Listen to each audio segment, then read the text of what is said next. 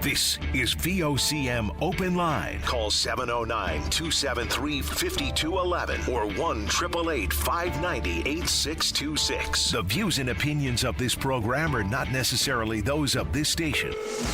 The biggest conversation in Newfoundland and Labrador starts now. Here's VOCM Open Line host Paddy Daly. Well, all right, and good morning to you. Thank you so much for tuning into the program. It's Wednesday, December the 3rd. This is Open Line. I'm your host, Paddy Daly. David Williams.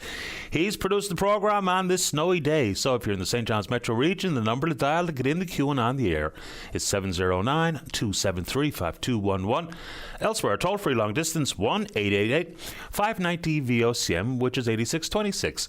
So where better to start in the world of sports on this wintry day? Golf.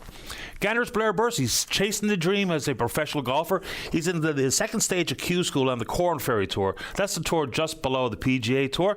Got off to a good start yesterday, 3 under 69, tied for 17th. Needs to be in the top 14 by the end of the second stage to move on to the final stage. So go get him, Blair. He's been really digging in hard. Playing on the Latin Tour, playing over in Europe, playing in Asia, and now trying to qualify for one of the big tours in the United States. And when I look around some sports notes in the morning, when the legends of various sports pop up in my feed, I take a look. When Wilt Chamberlain was a high school basketball player, people were anxiously awaiting his appearance to play in the NCAA. He went to Kansas, was a Jayhawk. So he made his debut on this date in 1956. Turned out pretty good. Scored 52 points and grabbed 31 rebounds, both records at the time. Kansas beats Northwestern 87-69, which leads me into, of course, a record that will never be broken, I don't think, is Wilt Chamberlain's 100-point game. Happened on March the 2nd of 1962, 169-147 for the Philadelphia Warriors over the New York Knickerbockers. There is no video of that particular game. There was radio broadcast and documented score sheet, but that 100 points, you can put that one to bed.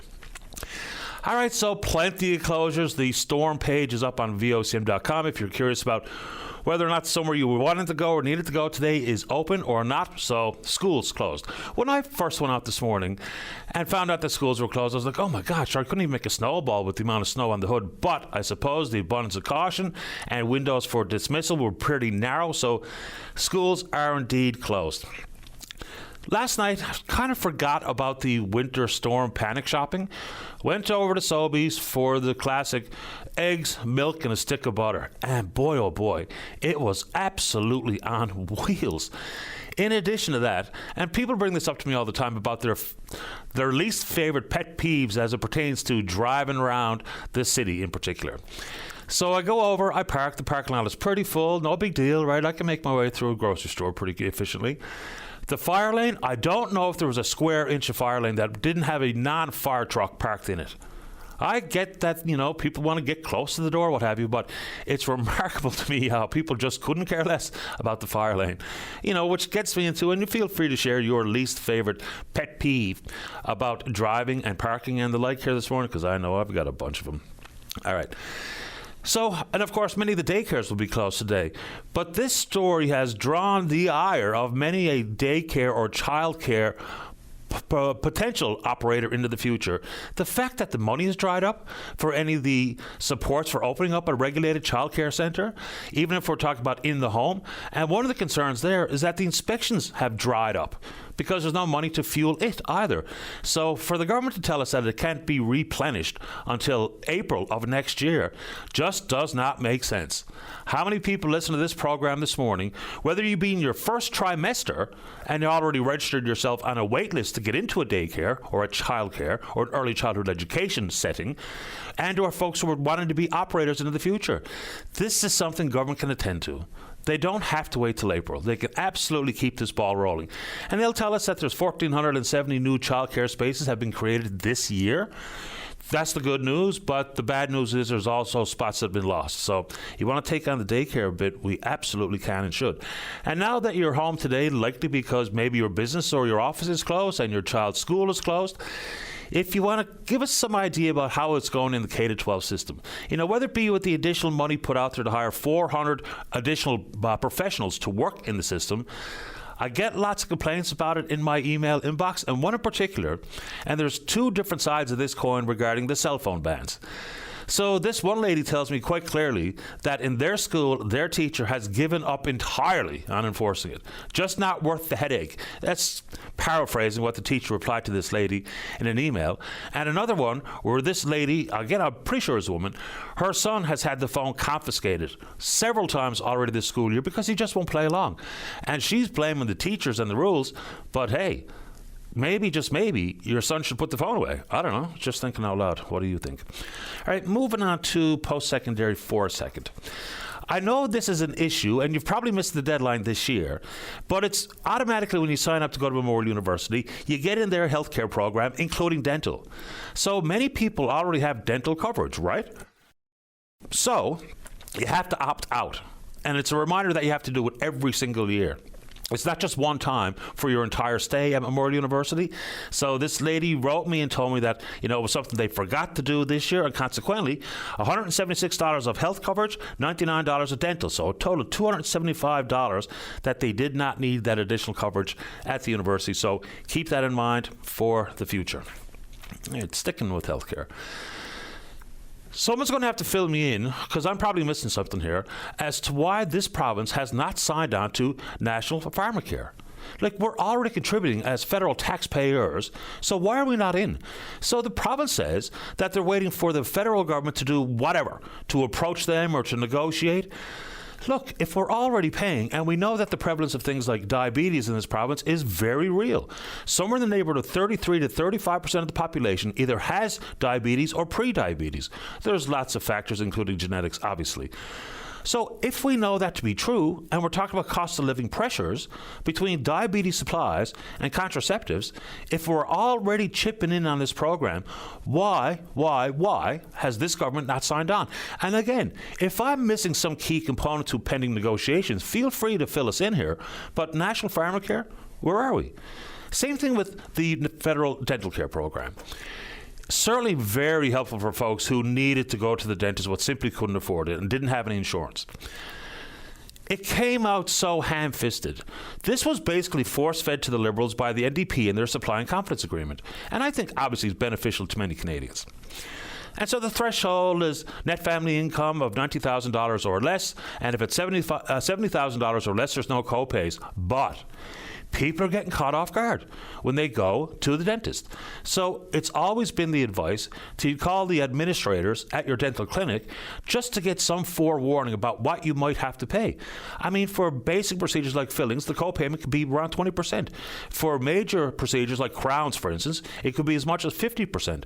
So you really do have to figure out before you go, because obviously you can't diagnose yourself and your dental needs at home necessarily, but if you just float a couple of things past your administrator or the administrator at the dental clinic, you might save yourself some shock when you arrive for whatever procedure you're getting.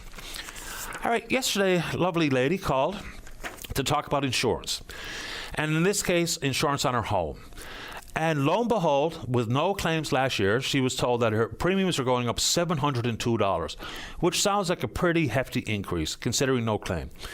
We know that we're all in the same actuarial pool, so issues that have happened to other people's homes in a different part of the pool has impacted our premiums. Try to incorporate that conversation into what I think is a growing potential conversation regarding rent control. So this particular landlord reached out via email. He wants his privacy respected, and I can absolutely do that. So he's a landlord for several rental properties.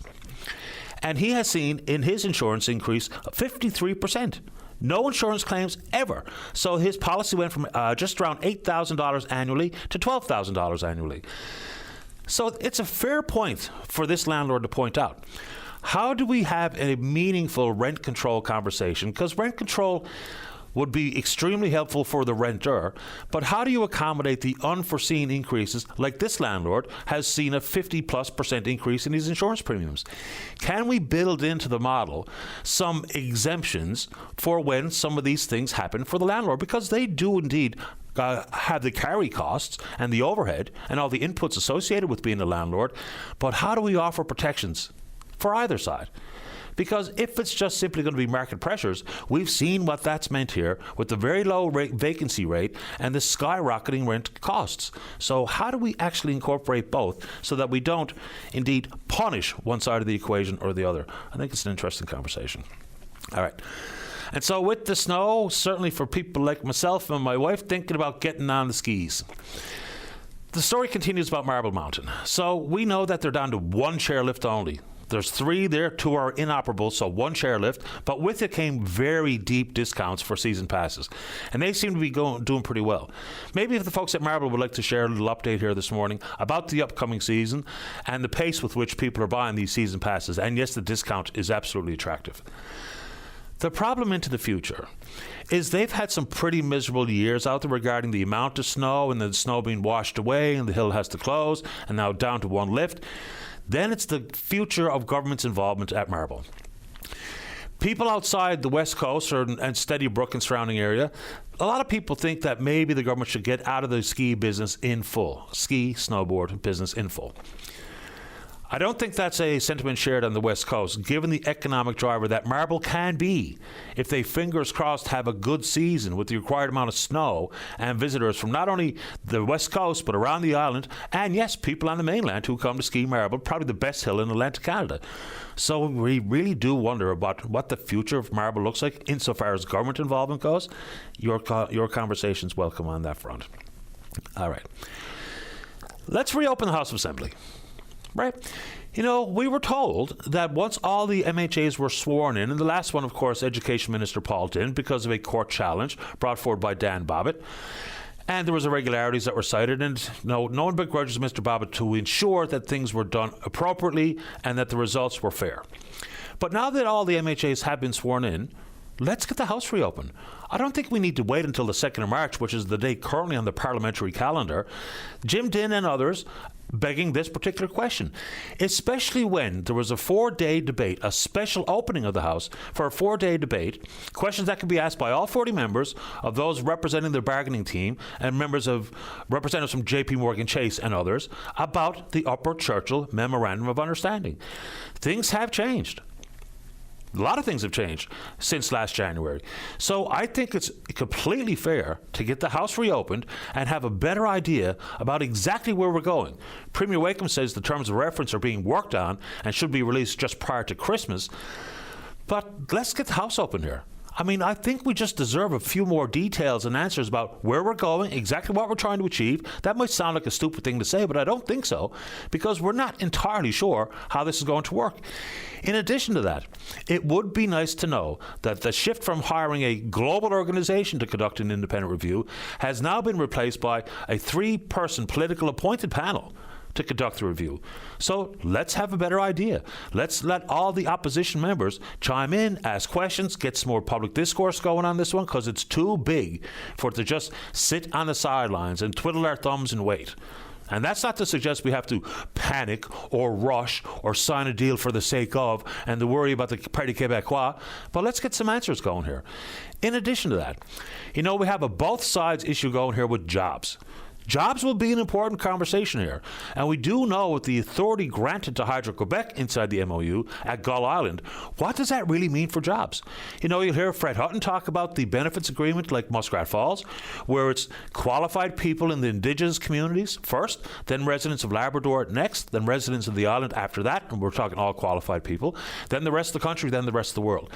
How can we enshrine that in black ink in a contract with all of the authority for Hydro-Quebec? Upfront engineering, pre-design, all that work, that's going to be done in Quebec. Obviously, because they're the entity building it and assuming the risk just at Gull. So how does that actually work?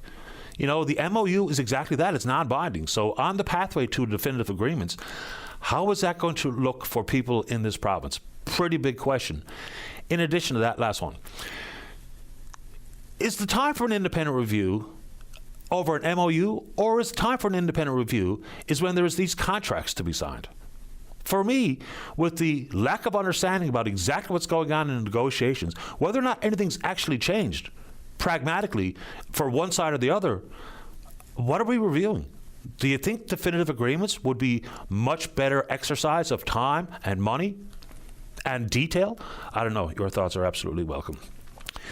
All right, so on that one, and Premier Wakeham was good enough to release Mike Wilson's unredacted letter, which I think was helpful to understand Mr. Wilson's concerns with the current structure of the independent panel. But also, I'm probably in the minority, but I want to look at that Rothschild report.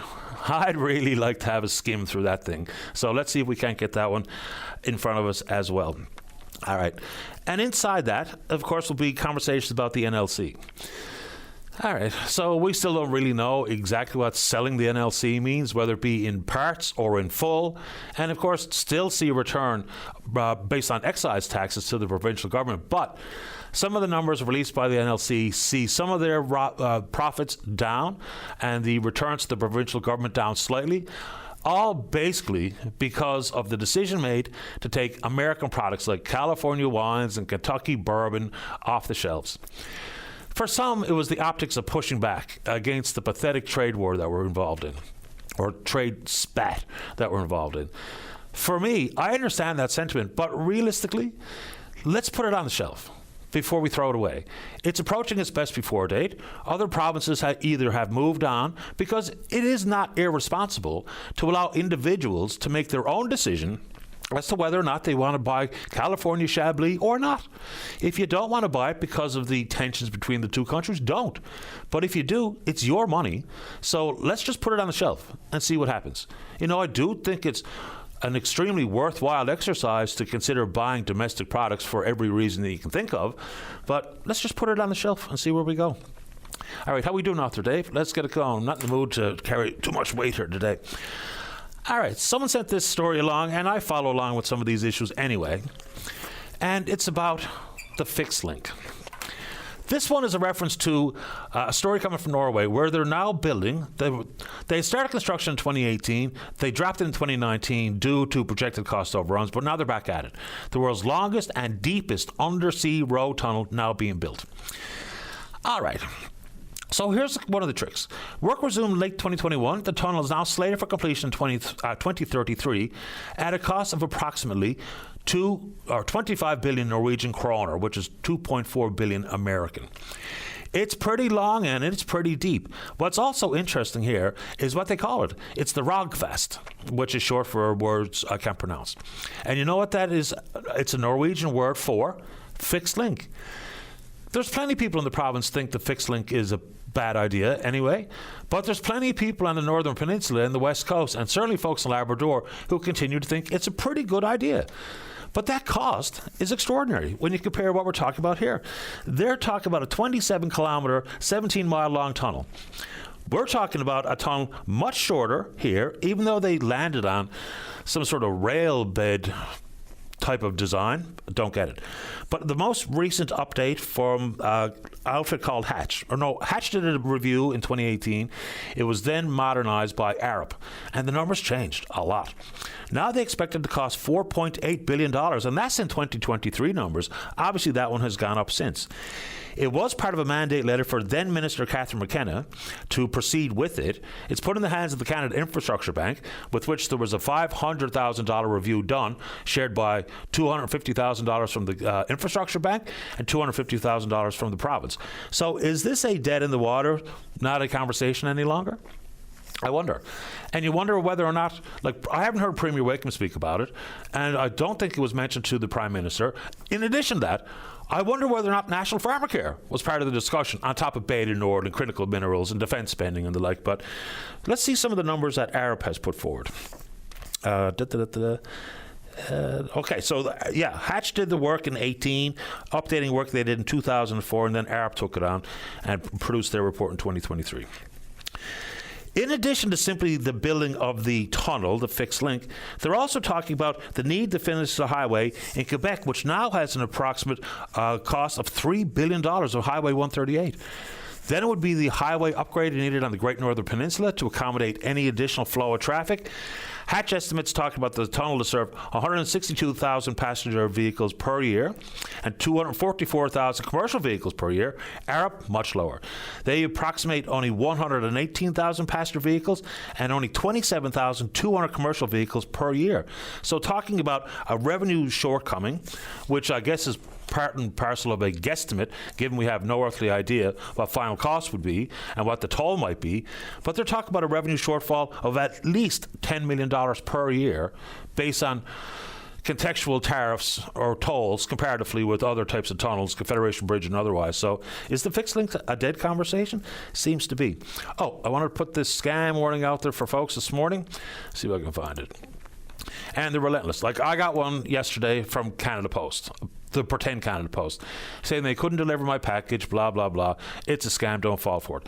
This one comes from a phone number that will be texted to you from 506-230-8542. And it says, it's Service NL. Following the review of our registration fees of 2024, a credit is available on your account. And then there's a link to click. Don't click it. Don't click it. So just be wary of everything that might be a scam coming into your email or your cell phone, whatever the case may be. So that one says it's from Service NL. It's not a thing. Don't click it. And people need more money. So when there's more money floated in front of you, it's overwhelming temptation to give it a click, but please don't do it. We're on Twitter or VOCM Open Line. Follow us there. Email address is openline@vocm.com. Let's have a great show here on this snow day. That means you're in the queue. Topic up to you. Don't go away. Welcome back to the show. Let's talk about the Canadian Food Inspection Agency for a minute here.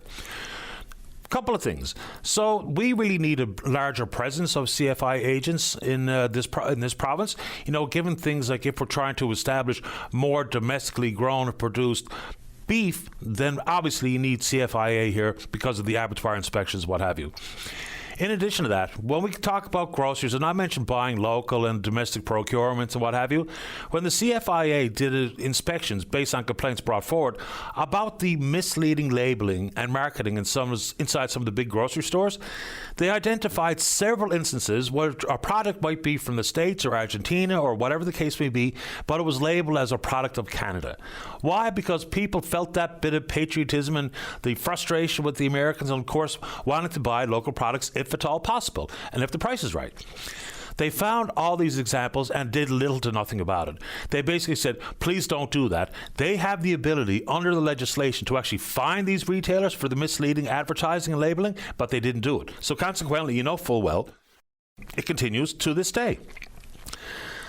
The agency has also been in the news recently because of the cull of ostriches out at a farm in British Columbia. It was conducted poorly, executed poorly, but it eventually was a court ruling allowing for this call to take place because of avian flu. And you can take on the ostrich farm conversation if you're interested. But now there's a bunch of birds contracted avian flu. There's an outbreak on turkey farms near Strathroy, Ontario. So they've approached some 100,000 birds that have been put down. The average in the 5 affected sites ranges between 15,200 to 33,000. But here's the problem. CFIA is saying that they can't release any additional information because of privacy concerns. So that relates to specific numbers and the actual farms where they had to go in and deal with an avian flu outbreak. And why are they not giving us any further details? They're citing privacy in this one example, but they're not even providing a spokesperson for media interviews any longer. Why? Because of the cull of ostriches at that farm in BC, some of their inspectors have been receiving death threats or simply being harassed. And as a result, and that's kind of a real snapshot of where we are these days, people were upset about the cull of the ostriches, some 300 of them at that particular farm, and there's reasons why those ostriches were culled, and the farmers themselves certainly didn't act in good faith either. But because of that and the frustration of some Canadians actually bringing death threats forward to inspectors working for the Canadian Food Inspection Agency, so now that's where we are. Avian flu is a problem, and there's a reason some of these culls take place, and it's highly contagious. So in the air of caution into the future, some of these calls are just required. But, you know, we think about the fact that there's been millions of birds in North America that have been culled because of avian flu outbreaks, but the amount of attention brought to the ostrich farm was wild. And now these inspectors are getting death threats. What's the result? No media updates, no spokesperson brought forward to answer some pretty legitimate questions from the media and from the general public as to the status or the state of some of these avian flu outbreaks and the things that we need to know. So we know that these migratory birds, the flu has been hitchhiking to who knows where and spreading the disease, which is absolutely highly contagious. But now we can't get any information because of how some people reacted to the ostrich farm story. Amazing stuff. Last one on this is apropos of very little, but here comes that time of year again where we're told that people aren't allowed to say Merry Christmas, which is not a real thing. So Merry Christmas to you and your family. And when it comes from someone like me, it's simply a positive and a merry salutation, right? It's not to leave certain groups out of the holiday cheer. So Merry Christmas, Happy Holidays. But this is a good story, which is amazing what some people will do. It's about a sign that was posted along the parade route in Brantford, Ontario last week during their annual Santa Claus parade. People complained about the sign, and for kids, just close your ears here for a second. The sign said, and how dare this person, the sign saying, Santa's fake, Santa isn't real, your parents are Santa. Hey, come on. Santa is an important part of it for our children into the future.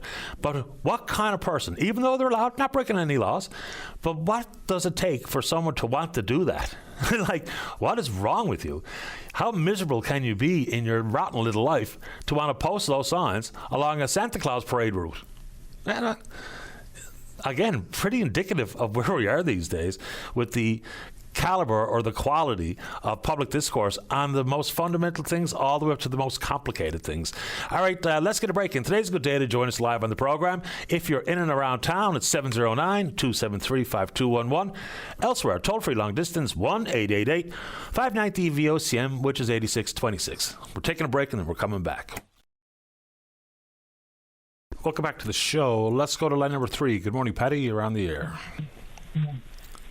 Hi, Patty. Just going to take you off the speaker. Okay. Patty, I want to talk about the link and about Buddy and the Christmas parade. But I think this was the idea of a do-arrest. Pardon me? Danny Duberes, was he the one who come up with this idea about the link going in? So I'm glad that he scrapped it. Well, I think he was a big supporter of the concept of building a fixed link, but the idea precedes Danny Duberes by years, decades. Yeah. Do they understand the consequences that could happen to this island if they put that link in? What does that mean? Consequences like what? Well, you take Cuba, for instance. I'm not against Cuba. It's just an example. If you took Cuba and the island of Newfoundland and stretched them in a straight line, two of them are both the same. But Cuba has 11 million people on it. Can you imagine 11 million people in Newfoundland? But why would that happen? Like, I'm not so sure I'm following here. What does Cuba have to do with this island? Well, if we hook up to the link, anybody can come here to live. I know we need people here to make work and whatever, but if it ended up that we did have 11, we got a lot of land, a lot of people like Newfoundland, but the consequences would be like, how many people would want to move here? I doubt many people would want to move here simply because they can drive here. I don't know about that, Patty. There's a lot of people who want to come here, but the price of the ferry, you don't cut it for them. Well, it would still cost. Just think about it. Yeah, just think about it. 11 million people in Cuba, and if people wanted to move here, and we ended up with even 1 million people. Yeah, I just don't see any population growth, necessarily speaking, because of you can all of a sudden drive on and off the island of Newfoundland. Plus, I'm not even so sure, based on the most recent work being done or the examination of the possibility, even the forecasted numbers by Arup are way lower than what was thought to be the case by Hatch in 2018. So I don't even know how many people would use it, period, let alone how many people would want to move here because they can drive here. Well, it'd be much cheaper to get here. I don't know how much cheaper it would be. And plus, the ferry wouldn't go away. You know, I also heard people say, well, we save all the money that we spend on Marine Atlantic by building this link, but the ferry's not going anywhere. It's always going to be a thing, a service. I understand that, but I'm just scared of the unknown because if we got that many people, you wouldn't be able to get a rabbit here. You wouldn't be able to hunt. I don't think we have any worries on population explosion because of the possibility for a link. I really don't. well, it'd be much easier for the travel here. And also, just talk about the guy with the sign at the Christmas parade.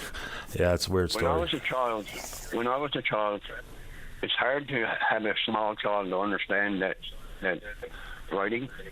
But when I turned 8 years old, I was told the difference of it, and then I understood. But being a kid at that age, I don't think you could change their mind on them realizing that Santa. I don't think real. we should even try. I think let kids be kids is a pretty good idea. There's no textbook about how to parent, but one thing I think most parents agree on is let kids be kids when they're kids. I understand that, and I agree with you 100%. Anyway, I hope that you scrap the idea of the link. It seems to have gone away.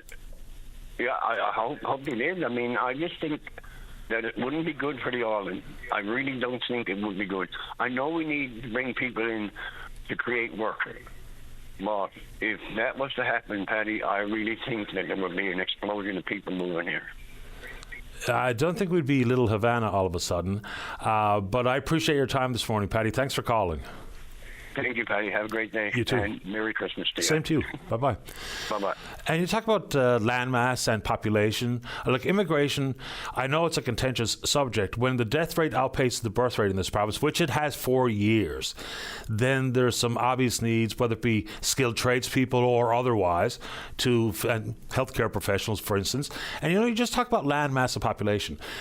I believe the island of Newfoundland, which I think is like the 12th largest island in the world, 12th or 15th, something like that, is around 60 square kilometers. Is that right? Yeah, I think so. Manhattan, where there's something like 8 or 9 million, is over around 109 square kilometers. So we could handle, geographically speaking, now services and whatnot. We can't keep up with the housing supply. We can't keep up with access to healthcare, even though we're serving about 540,000 people at this moment in time. But the fixed link has always been an interesting conversation. And it's not just building the tunnel. It's all the work, like is mentioned by Arab. Highway 138 in Quebec, they're looking at an approximate cost to finish it, complete it, with all the amenities required, around $3 billion. And then just imagine if you got that volume of traffic that came across the fixed link. You don't need me to tell you. The folks on the Great Northern Peninsula would tell you they would need major highway upgrades to accommodate some sort of massive increase in traffic flow on the GNP, right? All right, let's see what's happening today in the world of ice control and snow clearing here in the city of St. John's. Say good morning to Ward 3 Councillor, the Public Works Lead. That's Greg Noseworthy. Hello, Greg. I can't click that, Dave. Can you open up line 2 for me? Good morning, Greg. You're on the air. Good morning, Paddy. Are you warm today? I'm doing okay today. How about you? Not too bad. I'm comforted because I know we got crews out and they're dealing with the snow that we've got coming down. I just wanted to give folks an update. Obviously, we've got a number of closures throughout the capital city and across the province. But here in the city, just want to let everybody know, crews are out. They're salting. They're pushing the snow back. I saw a sidewalk plow also go by recently. So we've got everybody out. We're making sure that everything is well in order. And once the snow eventually ends, we'll make sure that the city is ready to open up again real soon. So all the winter staff, maintenance and otherwise, they're all been hired and they're all on site and all the equipment has been, the maintenance is done and calibrated and ready to go. You got it. So one of the things we always make a point to do as we gear up towards the fall, so towards the end of September actually, we start bringing in our winter staff, start ramping down the fall and summer stuff. So crews start to transition because, we can get snow in October and we want to be ready in October, November, not just December and beyond. But we are ready to go. We've been ready to go for some time and we've got the crews out there right now taking care of it, making sure everyone's safe. Let's look back to last year, because whether it be the amount of money spent on ice control and salt and sand and or snow clearing itself, it was a pretty mild winter with very little snow for the most part. How did the snow clearing budget look last year? How much money was left over? Well, so this is an interesting question because, we on average see about 335 centimeters. And actually, we just had a presentation on this yesterday. I think that total has actually gone up about 20 centimeters in the past few years on average. So we're actually seeing snowfall totals increase on an average year over year, which, of course, with climate change, we're not necessarily seeing it out our window. But when you look at months like January, February, March, we're getting those big snowmageddon type storms. So we've got to be ready no matter what. We got to have crews that are there they still need to be on watch and ready to go. So they're still getting paid. We still have a ton of water that comes down. So salt still needs to go out at night to make sure the roads aren't slipping. So while there might be some savings, it's quite a bit more minimal than I think most people would think, because we still need to be prepared. And if we're not prepared and we have a snowmageddon type event, well, then we're all hurting. So we make a point to keep everybody in tip-top shape, have the budget ready to go, make sure we've got anti-icing systems, plowing and widening and all that good stuff ready to go no matter what. Yeah, I mean, obviously preparedness is key here because you don't know what the weather's going to bring. But for me, and of course I've never been intimately involved with a snow clearing budget at the city level, but it seems to me the big storms that require, huge effort and take days maybe to clean up versus persistent snow through the course of the winter where maybe the plows are out, 4 or 5 days a week versus 1 or 2 days a week, even when we talk about major impacts. So that's where I was going with the budgeting type question. Another concern that people bring forward, and I get it, is about the choreography. Because I don't know just how attentive the choreography might be sometimes, because when I see a sidewalk plow go down the sidewalk and close behind it is the snow plow and the wing roll ends up the snow on the sidewalk, how does the choreography work? Yeah, well, a couple things on that. So we've got 1,400 kilometers of lanes and roads throughout the city of St. John, so we've got to keep clear. So when you think about going across the island and coming back, you're almost going and coming back as far as Gander, if not further. So when you talk about the sheer amount of roadways that we have to clear, there's quite a bit. So there is a bit of a song and dance there. And on top of that, we have about 200 kilometers of sidewalks that get cleared. So when you're thinking to yourself, okay, it's Wednesday now, we got to get everybody out, get everything done. We've got a timeline standard, and when we have snowfall events, and the key thing here is when the snow is over, this is when these standards kick in. Anything under 25 centimeters, we make sure that we have an initial cut. That way the city is open on all the roads within 24 hours. And then anything above 25 centimeters, the timeline shifts a bit because, of course, when we talk about varying elevations, there might be more snow in Cowan Heights and Kenmount Terrace than there is downtown or Mundy Pond, those types of things. So it does shift a bit, and unfortunately we can't give a definitive answer. But in terms more of the song and dance choreography, as you mentioned there, I've been in some really great conversations with staff, and we've got some really fantastic people who are trained really well with knowing this stuff, whether it's our engineers, our crews who are out operating the machines, or folks in the back room. And we're looking at ways now to optimize that, to make sure that when that sidewalk plow is going out, we don't just have, say, a plow coming by and dumping it in, because we don't want to do that. That doesn't make sense. So those conversations are happening. I'm really pleased to make a note of that, and we should see continual improvement. And on top of that, we've been investing more. Last year's budget, we put another couple million in on top of snow clearing. So I think this winter, we're going to see those improvements start to have an effect, and then again next year and keep up in the standard, which is great. Appreciate the time this morning, Greg. Anything else? Patty, just be safe, folks. If you have to be out, certain people, of course, if you're working at the hospital, we want to get you there as quick as possible. But if you're looking to go get a bag of chips, maybe hold off until tomorrow. But be safe out there, folks, if you got to be on the roads. Thanks so much. Thanks, Greg. Bye-bye. Take care. That's Greg Noseworthy, Ward 3 councillor. Oh, just to clarify, apparently Dave's fielding some interesting calls. From my perspective, and in my opinion, and in my life and in my brain, Santa Claus is real. Always has been. Always will be. And for kids to be kids and enjoy the magic of Christmas is all part of it. So I'm not so sure what you think I said. I referred to a sign that some nuisance was posted on a parade route in Brantford, Ontario. From my perspective, and from me to your children, Santa's real. Of course he is. What are we talking about? Let's get a break in. Don't go away. Welcome back to the show. Let's go to line number 1. Say good morning to the Executive Director at the Coalition of Persons with Disabilities. That's Nancy Reid. And good morning, Nancy. You're on the air. Good morning, Patty. Thanks for taking my call today. Happy to do it. And right off the bat, even on my list of things to discuss today was, where's the status of creating a Disabilities Advocates Office, given the fact that today is International Day of Persons with Disabilities, and it didn't get out of my preamble, and I apologize. Hey, I'm glad that I could come on and we can talk about it right now. Let's do it. Thank you so much, Patty. Thank you for bringing that forward. Today is International Day of Persons with Disabilities, and it is a day that, many people around the world celebrate, people with disabilities and opportunities. and ways that we can do things better, and really have conversations around that. So that's what I want to do today. And many of us in our community in this province are doing that. There are a number of events I'm sure that you'll hear about in various places. I won't speak to them. But of course, we all know it's a snow day. Many things got hijacked, if you will, today because of the snow, for good reason. So first thing I want to say is that we actually will be holding an event. We intended to do it today. Instead, we're going to move it to tomorrow in a safe place. It's going to be just a comfortable, open space. It will be held at the Holiday Inn on Portugal Cove Road from 3 to 4 tomorrow, just an in-person gathering. Anybody who would like to join us is welcome to come. The new minister for the status of persons with disabilities in this province, and that being Minister Jody Wall, will be there. So if anybody hasn't met him yet, it's a good opportunity. And I will be signing, or with Minister Wall, a proclamation for International Day tomorrow. We're doing that because we really want to recognize change that we've witnessed in this past year. We've seen two major, moments on the radar that we've been waiting a long time for. We recognize that there are still many barriers, don't get me wrong. One of the things that we want to talk about and celebrate is the disability benefit.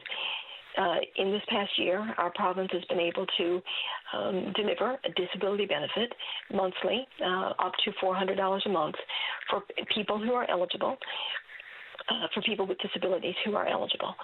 And while we recognize and fully speak to the barriers that still exist for many people accessing that fund, for those who are able to get it, it is actually change-making. It's $400 a month for persons who are living in poverty very often. And so obviously that makes a difference. We also want to, and as you alluded to earlier, Patty, want to talk about the disability advocate and the opportunities that we realize are on the horizon with a disability advocate. There's still much work to be done, but we know that because we had unanimous support to a private member's bill in the last sitting of the House, we know that we will actually have a disability advocate in this province. And I believe, and many of our community members believe, that that's the opportunity to really make change and make inclusion and accessibility available for people with disabilities in this province as we go forward. So on International Day, we want to celebrate that. Absolutely. When I was thinking about this yesterday, because it was in my calendar, I went to a couple of websites just to see if I could get some additional information. And one of the banners at the World Health Organization says, "Today we call on every country to make everyone's voice count when shaping our health systems." And at the bottom, unaffordable health costs? We're sick of it. So it's an interesting way to put it. It's blunt, but it's to the point. Yeah, and so true. And so we at the coalition and in other spaces as well really have great expectations for the disability advocate and that office when it gets created. We know it's not going to happen overnight, but we recognize that some 31% of us plus in this province are persons with disabilities, and many of us have individual barriers. Many of us have the same or similar barriers, and those are systemic. We know that there are issues in healthcare. We know that there are issues with access, transportation. You look outside today on this snow day. You know, for some people it's an inconvenience. For other people, it means that they will not be able to leave their homes or their apartments or wherever they're living because that sidewalk is not going to get cleared, or because there's no access to public transit. For some people, again, it's an inconvenience. For others, it is actually a barrier. And so we really believe that the disability advocate will have an opportunity to really consider ways of suggesting change, thinking about things in a different lens, and we're really expecting great things from the disability advocate. So I want to celebrate that this year, and we want to go forward, recognizing that there's still much to do, but we have opportunities to realize some of those things. Absolutely. And inside the disability benefit, just for the benefit of the listeners, eligibility begins with getting the federal disability tax credit, then everything flows from it. And the income thresholds are very similar to the seniors benefit. I think the first, for maximum of the $400 a month, is just over $29,000 in net family income. Then the floating target moves up to just over $43,000. The issue that I have with that is the same thing when I talk about the guaranteed income supplement. Those numbers numbers are a little bit old. Even though I know the disability benefit is new, if we're trying to capture people in certain income brackets, man, my purchasing power of $29,000 5 years ago is vastly different than it is today. So we always need to keep a close eye on these eligibility thresholds because they need to be meaningful. That we can't just set them and not recognize the change in people's fortunes when it comes to cost of living, inflation, and other pressures in the economy. So I just want to put that one out there. I don't think I've ever asked you this. Pardon me, sir. I'm sorry to interrupt. No, I said well said. Well said. I agree fully. Thank you. When it comes to, we use the number, approximately 31% of the population in this province is in the disabled community.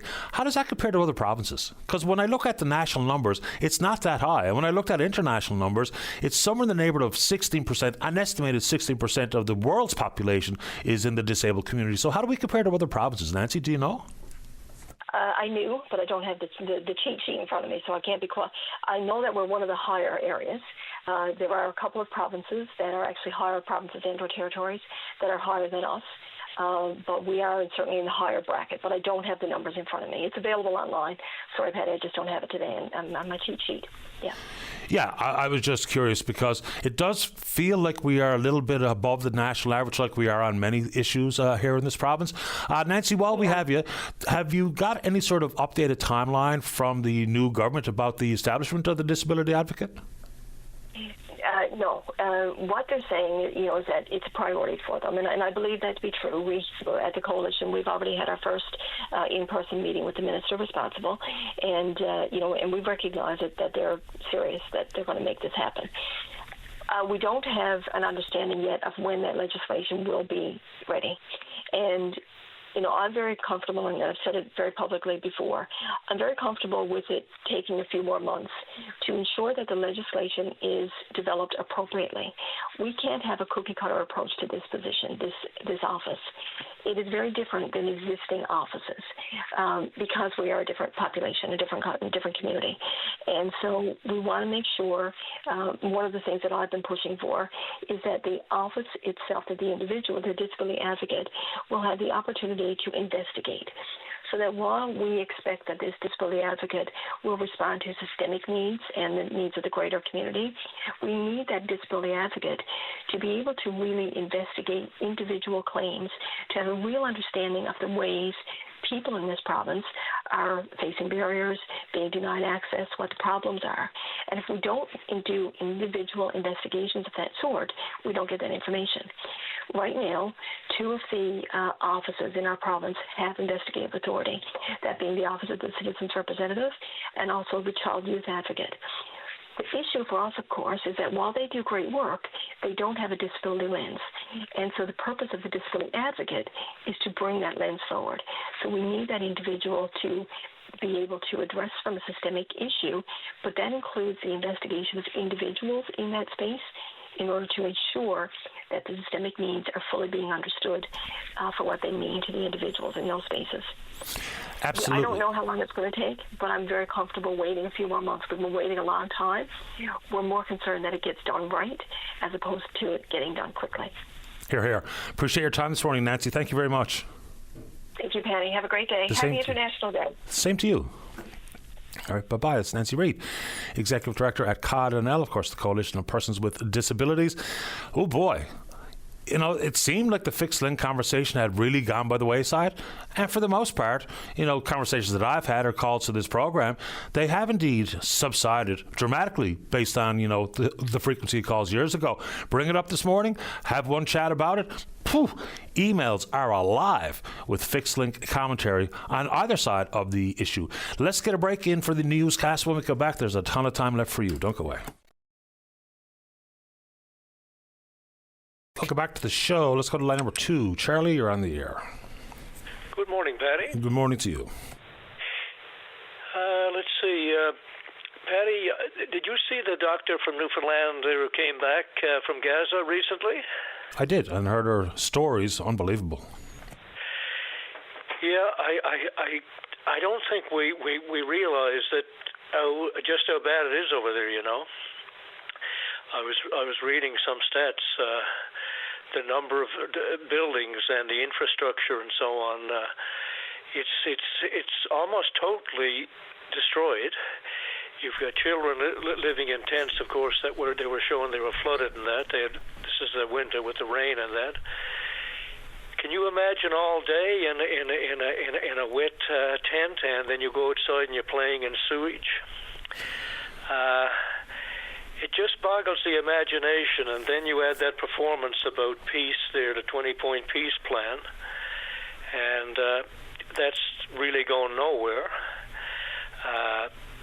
The Middle East countries don't want to take up the populations, don't want them to go there, and they don't really want to pay for the rebuilding. So I sometimes think that the world, after the shooting stops, everybody thinks it's gone back to normal, and I don't know if we stop aid through national government through apathy, but certainly people tend to forget it very quickly.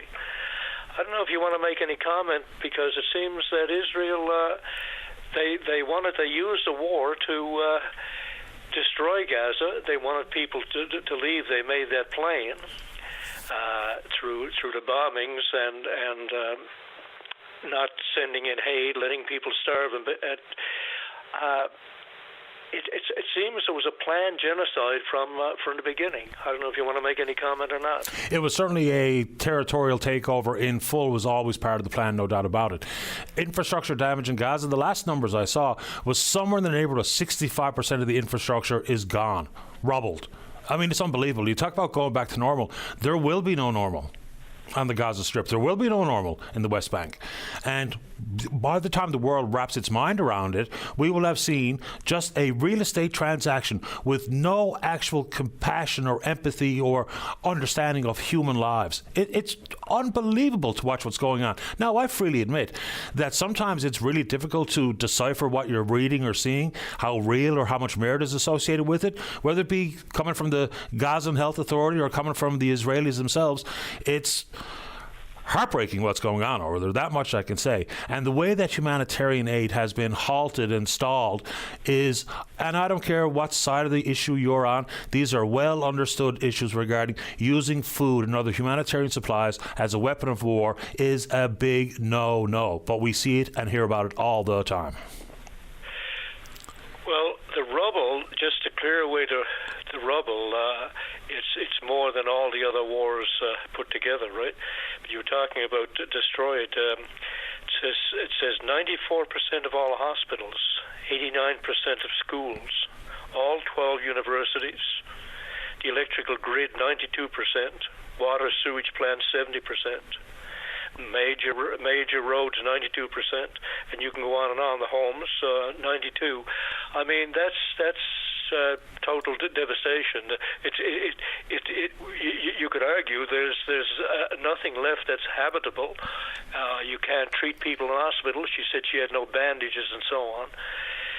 It seems the world is standing by, though.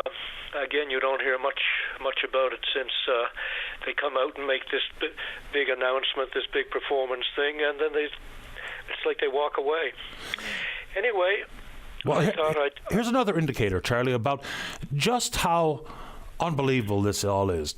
Even the doctor from here that spent time in Gaza, it wasn't allowed to bring any medical supplies. There's already a huge shortage of everything from bandages up and down the list, but she was told she couldn't even bring a stethoscope. So if that's the kind of harm people are willing to inflict on other human beings, when there's someone like this particular doctor willing to offer aid and comfort and support and medical services, to not even be allowed to bring a Band-Aid or a stethoscope or anything else, it's just, I mean, isn't that all we need to know? The statement about the lack of humanity associated with this? War is one thing. But the way that we're not being able to even treat or feed or house people has never been part of the equation in the modern day world, where we have assigned things like clear definitions of war crimes, clear definitions inside the Geneva Convention. It seems like the backs have been turned on all of these things. Rules of engagement used to be about military conflict. Now they're about whether or not we let someone, a child or whoever else, something to eat. Anyway, I don't know what to say about it. They ban, even now, they ban things like cement, steel bars, pipes, welding equipment, because they say these are all dual use and will be used for building more tunnels. But how can you reconstruct a building if the basics are denied? This is all planned. Israel seems to get away with more too. We see what Putin is doing. He's at worldwide condemnation because of what he's doing with the bombing civilians. It seems Israel. I don't know if they're held to the same standard, because how can they not be called a terrorist state doing what they're doing? But you don't hear that being applied to them by a lot of countries, you know? Well, it's like many of the complex conversations in this world. It gets stopped dead in its tracks. If anyone dare question the motives and the operations of the Israeli Defense Forces, to be immediately labeled as an anti-Semite, it just doesn't help the conversation. It's just like if we have questions or concerns about security and vetting regarding immigration, then you're called a racist. So no conversations take place when the immediate labeling is the first sentence out of someone's mouth. Questioning what's going on does not make you an anti-Semite. Israel is not the Jewish faith. Israel is a country. I mean, even large Jewish communities in the United States are saying the same thing, is we can and should be allowed to talk about actions on the ground and not be labeled as an anti-Semite for doing so. And same thing with you're worried about immigration. Doesn't make you a racist. We've got to stop having the end conversation before the conversation begins. I've stopped even paying attention to that because that's so silly. There's many Jews that, especially in the States, who condemn this in stronger language than you can imagine, you know. And many Israelis are fed up with it as well. Their hardest-leaning newspaper in Israel is really calling for some sort of conclusion to all of this. And, you know, another interesting part of the story here, and it's not directly related, but it's inherently related, is Netanyahu himself. Now he's looking for a pardon inside the corruption trial that he's been dealing with for years, saying it would be helpful insofar as national reconciliation goes. Oh, come on. A lot of these students that come out to talk about what the universities are doing in relation to spending money in Israeli industries and so on, they have legitimate cases. You've had the U.S. supplying the bombs and weapons. You've had the Germans doing it, and I think there's several others, France probably.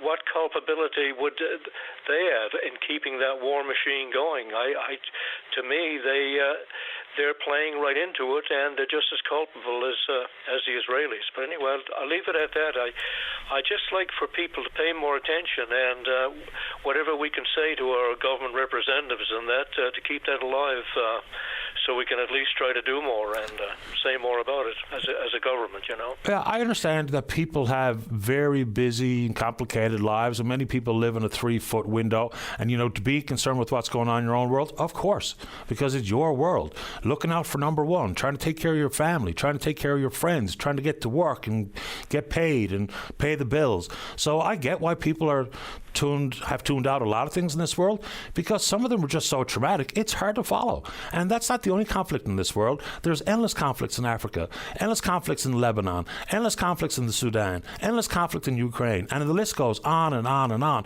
So at some points, maybe it's a bit of self-preservation kicks in, where we're so overwhelmed with some things that go on in our own backyard, to add to that pile for many people is just they don't have the brain capacity and or the emotional capacity to take it on. And I fully understand that.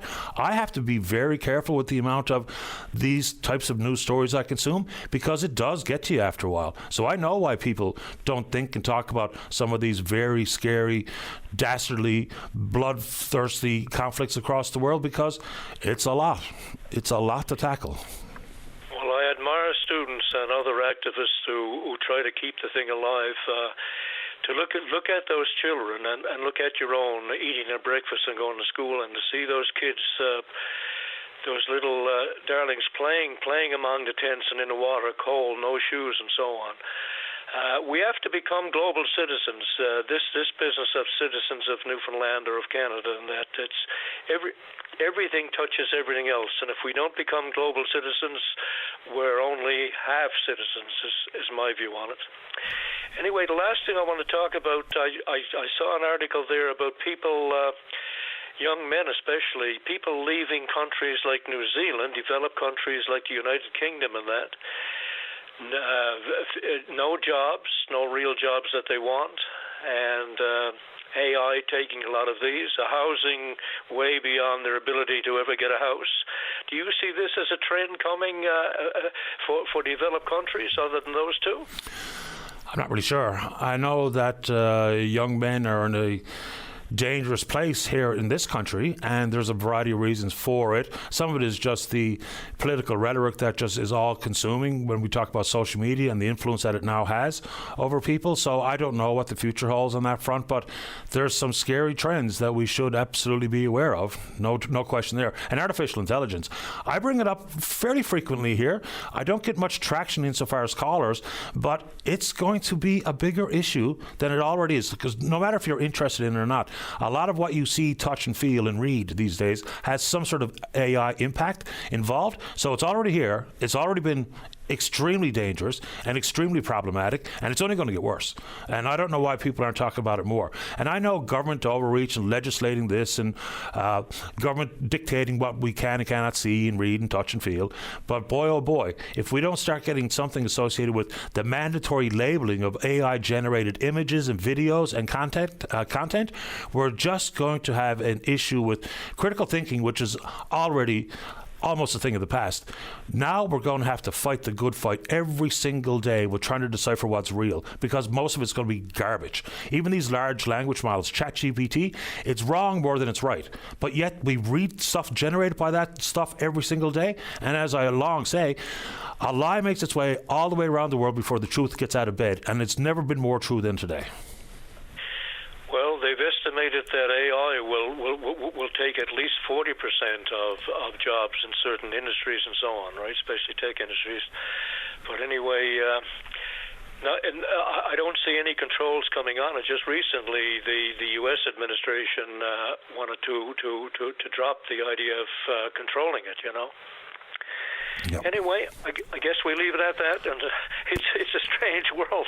I haven't got much more time in it. I'm not sure if that's a bad thing or not. Anyway, good enough, Patty. Appreciate your time. Thank you. Okay, bye-bye. Bye-bye. All right, let's get a break, and when we come back, 24-hour snow clearing in the queue, then you.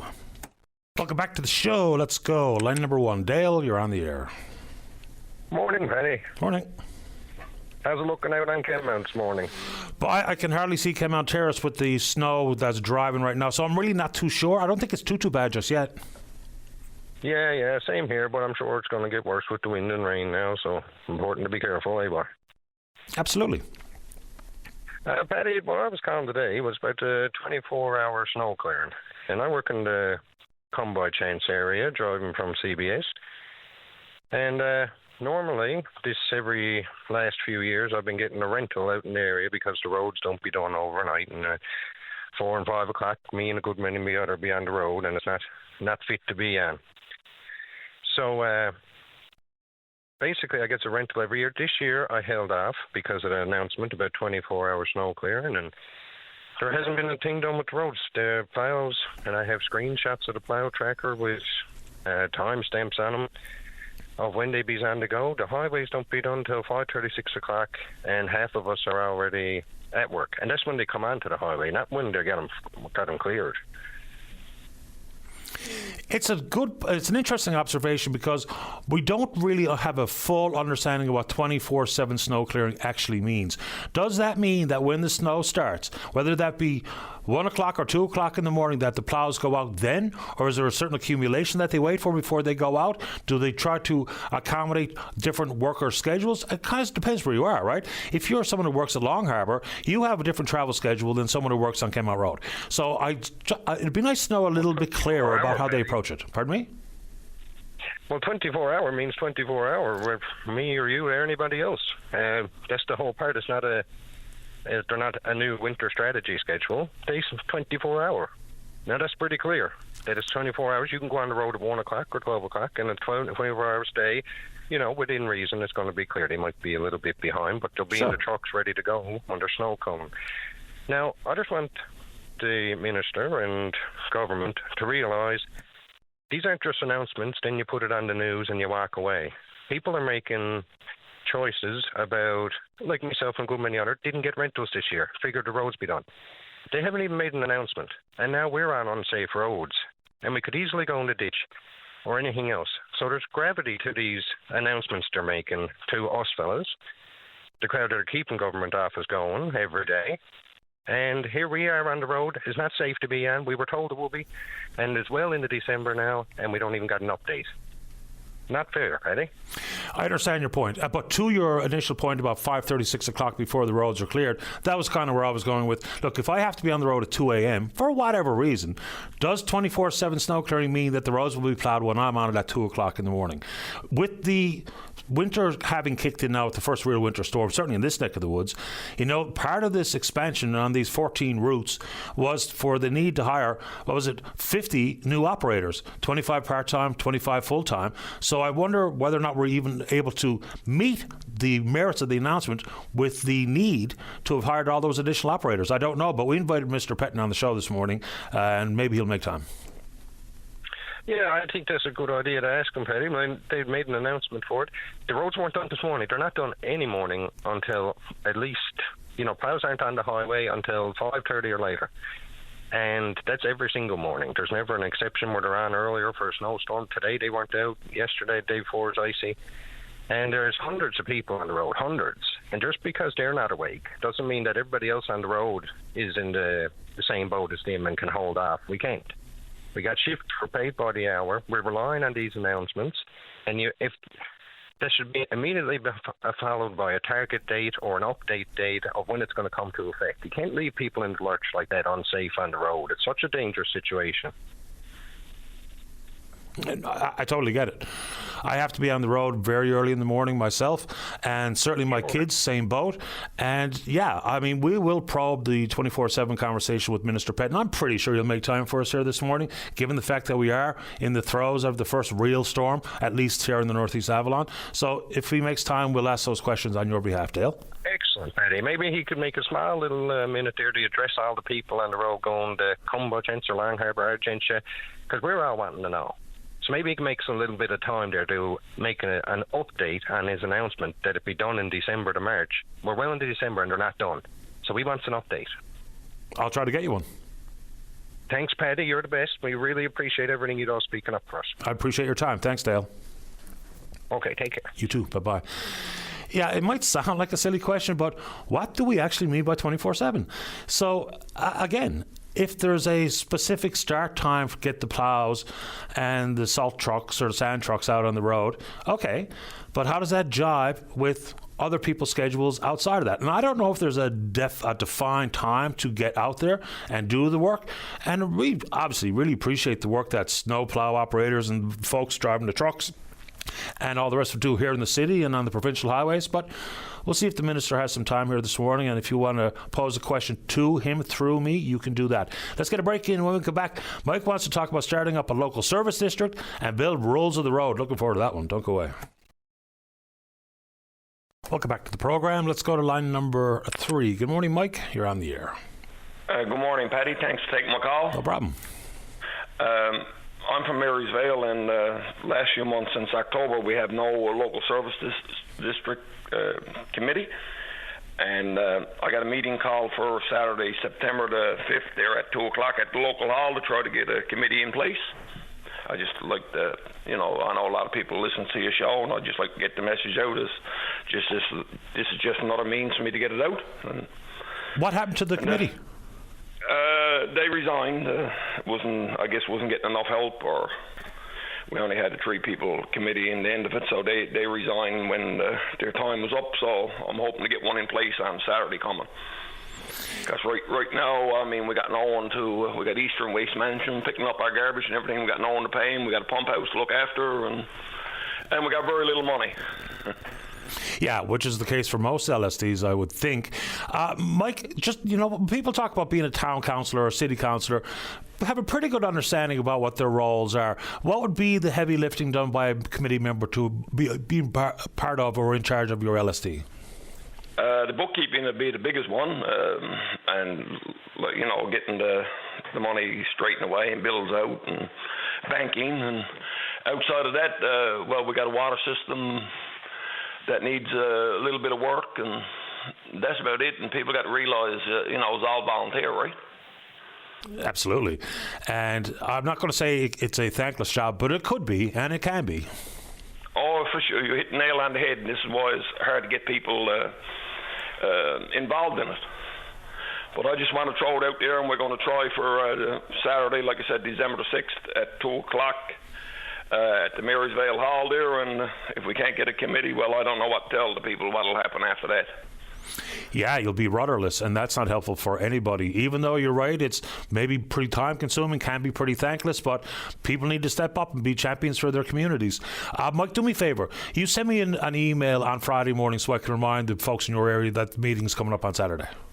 Yeah, you consider that done, Paddy. I'll do that Friday morning, and I just want to say thanks for taking the call. I still enjoy your show. I haven't called lately, but I still enjoy your show, and I'll just end on this. You always ask the difficult questions to the politicians. That's the part I enjoy. Not saying you always get the right answer, but you answer the questions. I appreciate that, Mike, and thanks for tuning in, and appreciate your call this morning.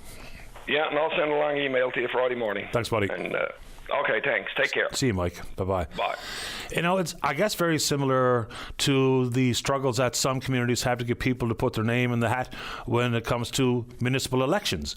Because you're right. I mean, a lot of the things that we rely on day to day is really at the hands of your municipal leadership, whether it be LSDs or incorporated municipalities. So hopefully folks in and around Marysvale will at least take the opportunity to go to the meeting on Saturday afternoon to see what the possibility is for them to join the LSD committee. Let's go to line number 4. Bill, you're on the air. Yes, good morning. Good morning, Patty. Morning. Yeah, I'd like to talk about the Outer Ring Road. Okay. It's like I think it was last week. I was driving from. I picked up my friend in Torbay, and we were heading out to the West End. So we took the Outer Ring, to get to that part of town. And the signage overhead on the Outer Ring Road, the green signs, it says if you're going west, to take the outside lane or the lane close to the median, it suggests that. And so that's what I did. I went and I was driving at 100 kilometers an hour to make my way to the west end of it, and then I was tailgated, and I was tailgated a good ways, a good part of the way, until I moved over to get to my exit, and but it was very uncomfortable, It's like I flashed the lights on the back of the car, but the tailgater still didn't back off, and he just stayed there. I mean, if there had been anything on the road, and I had to stop suddenly, he'd be aboard me, and the car would be out of control, and I'd probably, it could have been quite serious. I got tailgated this morning on the Guzhou on-ramp. I mean, it was kind of snowy, and I didn't know how slippery it might be because there was some black ice on my street. So I was taking my time, and I make no apologies for it. And this big jacked-up pickup couldn't have been more than a foot behind me. It was unbelievable. And I was afraid to even tap the brakes to give him the old back-off sign because he was right there. So people lose their minds sometimes when they get behind the wheel. Like, I just don't understand it. Well, I suppose I understand it, but I just think it's getting worse. Driving around St. John's is madness. That was my experience. I mean, that's a road now that's probably used by, I would say, 50% of the population of Newfoundland. If you take in the metro area, like the Outer Ring Road, that section of the Trans-Canada, connects CBS and Paradise, Mount Pearl, it connects it all together, and even down as far as Pooch Cove, Torbay. So that's a particular road. And I think the rules, this is what I'm saying, the rules of the road on that stretch of the highway are a little different than on the main body of the Trans-Canada Highway. Fair enough. I mean, like I talked about off the top of the show, people's least favorite pet peeves when they drive around. Another good one for me is when you're trying to merge onto the highway or onto the Outer Ring Road, and people get in the left-hand lane, even when they're parallel to another vehicle in the right-hand lane, just making it so difficult and tricky to even merge on. Because if you're trying to pass someone in the left lane, okay, I get it, but be aware of the fact that when you're approaching some of the on-ramps, people need some space to get onto the friggin' road. So just maybe, don't be directly alongside other vehicles when people are trying to merge on because there's nowhere to go. Yeah. Now, see, this is where I think the problem lies with people. Like I brought this up to other people, and they said, well, that's easy peasy. It's just keep right except the pass. But I don't think that applies in the situation on the Outer Ring Road. I don't think it's the signage overhead suggests that you take the outside lane if you're going farther west, and then as you get close to your exit, then you move over to the lane closest to the exit lamp or exit ramp or that kind of thing. Do you know where I'm getting at there? I absolutely do. We could do a whole show on, bad behavior or how people actually drive around. I mean, don't get me going. The indicator, it's there for a reason. When you pull into a parking lot, you don't stop at the entrance looking for a parking space. You pull into the parking lot. When you get in the Walmart parking lot, you don't drive through parking spaces. You either back in or drive in head on, but you don't drive all the way through. I mean, don't get me started on how people drive. I know. I just want to focus on that whole idea that people think that the lane that's closest to the median is a passing lane or a fast lane. Because I think that's wrong. I think people are mistaken. Well, you can use that lane for that purpose, but once you have stopped passing any vehicles, I do think, and I'll get your thoughts on it, I do think you belong back in the right-hand lane, don't you? No, that's right. I don't like to say I disagree with you, but I disagree with you. Well, that's what I mean? Oh no, hard feelings. Because I disagree with you. I don't think you're obligated to go back into we call it the right-hand lane. I think because the signage overhead, there's green signs on overhead things on the highway on that part of the Trans-Canada Highway, and it's only on the Outer Ring Road part, and it says if you're going, I don't know if you've noticed it before, but if you look at it, it says if you're going TCH West, then you should stay out here in that lane that's close to the median. That's what that sign says to me. And as you get closer to your interchange, whether you're going to go down Thornton Road or Allendale Road, or as you get closer to those things, then you move over then you change lanes and you move over closer to the exit.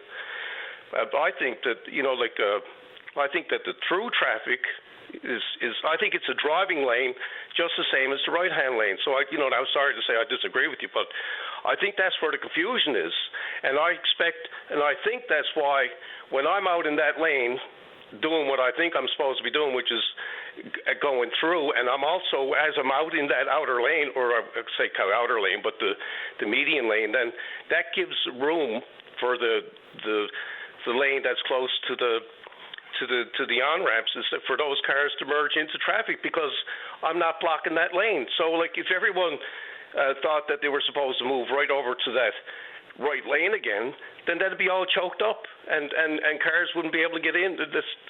You'd have the circumstance that you were describing. Fair, and people disagreeing with me, that's nothing new. That doesn't bother me whatsoever. I think the mindset for most in the motoring public is that the right lane is for the regular pace of traffic and the left lane people use it to pass. And when there's conflicts on how people view those two lanes, then all of a sudden you get people passing in the right-hand lane where most people are considering moving back into the right-hand lane. So I guess if we all had a unified approach and understanding of how we should deal with the lanes, we'd probably be a little bit safer than we currently seem to be on the road. Yeah, I think that's the point, right? I think there's some confusion there, and I think, like I've heard people who are driving instructors and who with the larger driving instructing companies in the cities agree with what I'm saying. I've heard them say that is a regular driving lane. It's not a passing lane. It's not a fast lane. I mean, it could be used as a passing lane, yes, but some people consider that, that's the fast lane. If I want to go out there and do 120 or 130, that's where I'm allowed to go. But that's not true, because the limit of speed is 100 kilometers an hour. So if I'm out in that lane doing 100 kilometers an hour, I'm following the rules of the road. And fair enough. Bill, you be safe out on those roads, and I appreciate your time this morning. Okay, Merry Christmas to you. Same to you. Thanks, Bill. Okay, bye. All right, bye-bye.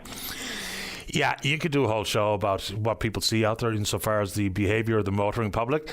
I get emails every single day about people blasting through red lights and, the fact that some of the notorious red lights really should have a camera.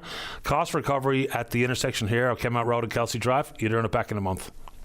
Yeah, I mean, it's just simply wild out there. And again, did the old grocery shop for just 3 bare items last night, and there wasn't a square foot of fire lane available. It was full of passenger vehicles from one stretch of Holly Estates to the other. I don't even think I've ever seen it quite that jammed in the fire lane, but it sure was last night. Jennifer's next in the queue, and then you. Don't go away. Welcome back to the program. Let's go to line number 1. Jennifer, you're on the air. Good morning, sir. How are you? Doing okay. How about you? I'm kind of in the dark because the power's out in the west end of CBS, Lawrence Pond area, Upper Gullies, Seal Cove area. And it's been off since about a couple minutes before 10 o'clock. Just want to let you guys know we've reported it to Newfoundland Power.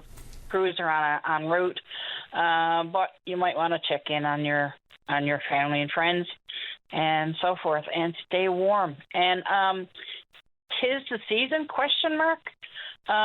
Of power outages. Here we go. Is this the beginning? I don't know, but there you go. I opened up the outage alerts earlier, and people are sending me emails from CBS telling me that the power is out. I have no earthly idea what the time frame for restoration is. Let me just give it a click. And outage type, unplanned. Estimate restoring time, no idea. Doesn't even give anything at this moment of time. And estimated start was at 9:58, as you rightfully pointed out. Right on. So that's the okay, that's the update. Stay warm. Yeah, you too. Okay. Appreciate the time, Jennifer. Okay, thanks. Okay, bye-bye.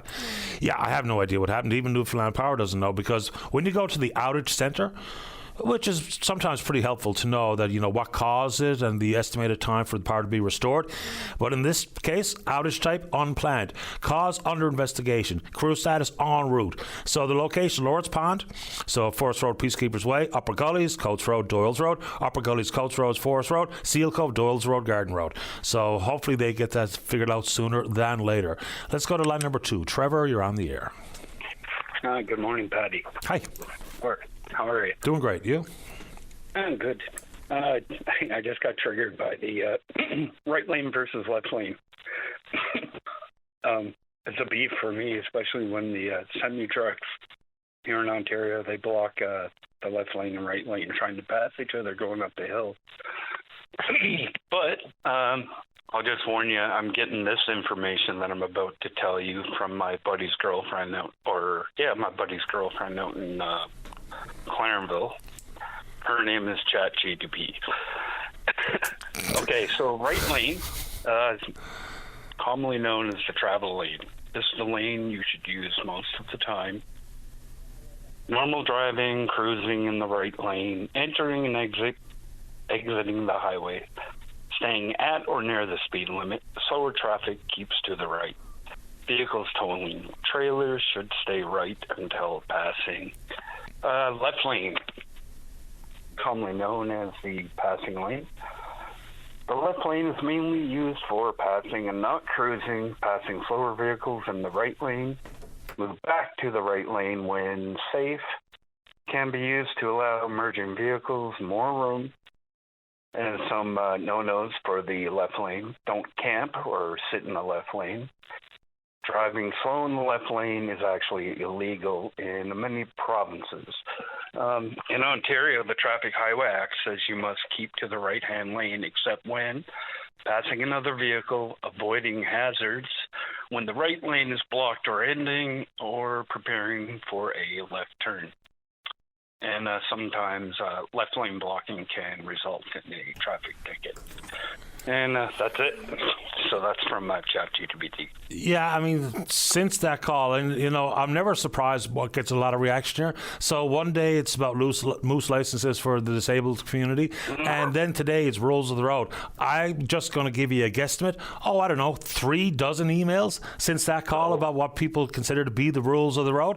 I don't even know if there's such a thing about different rules on a certain stretch of the Outer Ring Road, because that is in essence the highway. I mean, because if you drive out the Outer Ring Road, you will be on the highway. So I don't know if there's such a thing as different rules between, where it begins at Lucky Bay Road and say ends and becomes Highway 1, pick a spot, Seal Cove turn off. So I don't know if people consider different rules, but I don't think there's such a thing as different rules. But I go with the old right-hand normal traffic lane, left-hand passing lane, when safe to do so, back to the right lane. That's just how my brain functions. Right. I think that's how I learned to drive, absolutely many years ago. But anyway, yeah, that's how I treat the road. Pretty much the same as what she just said.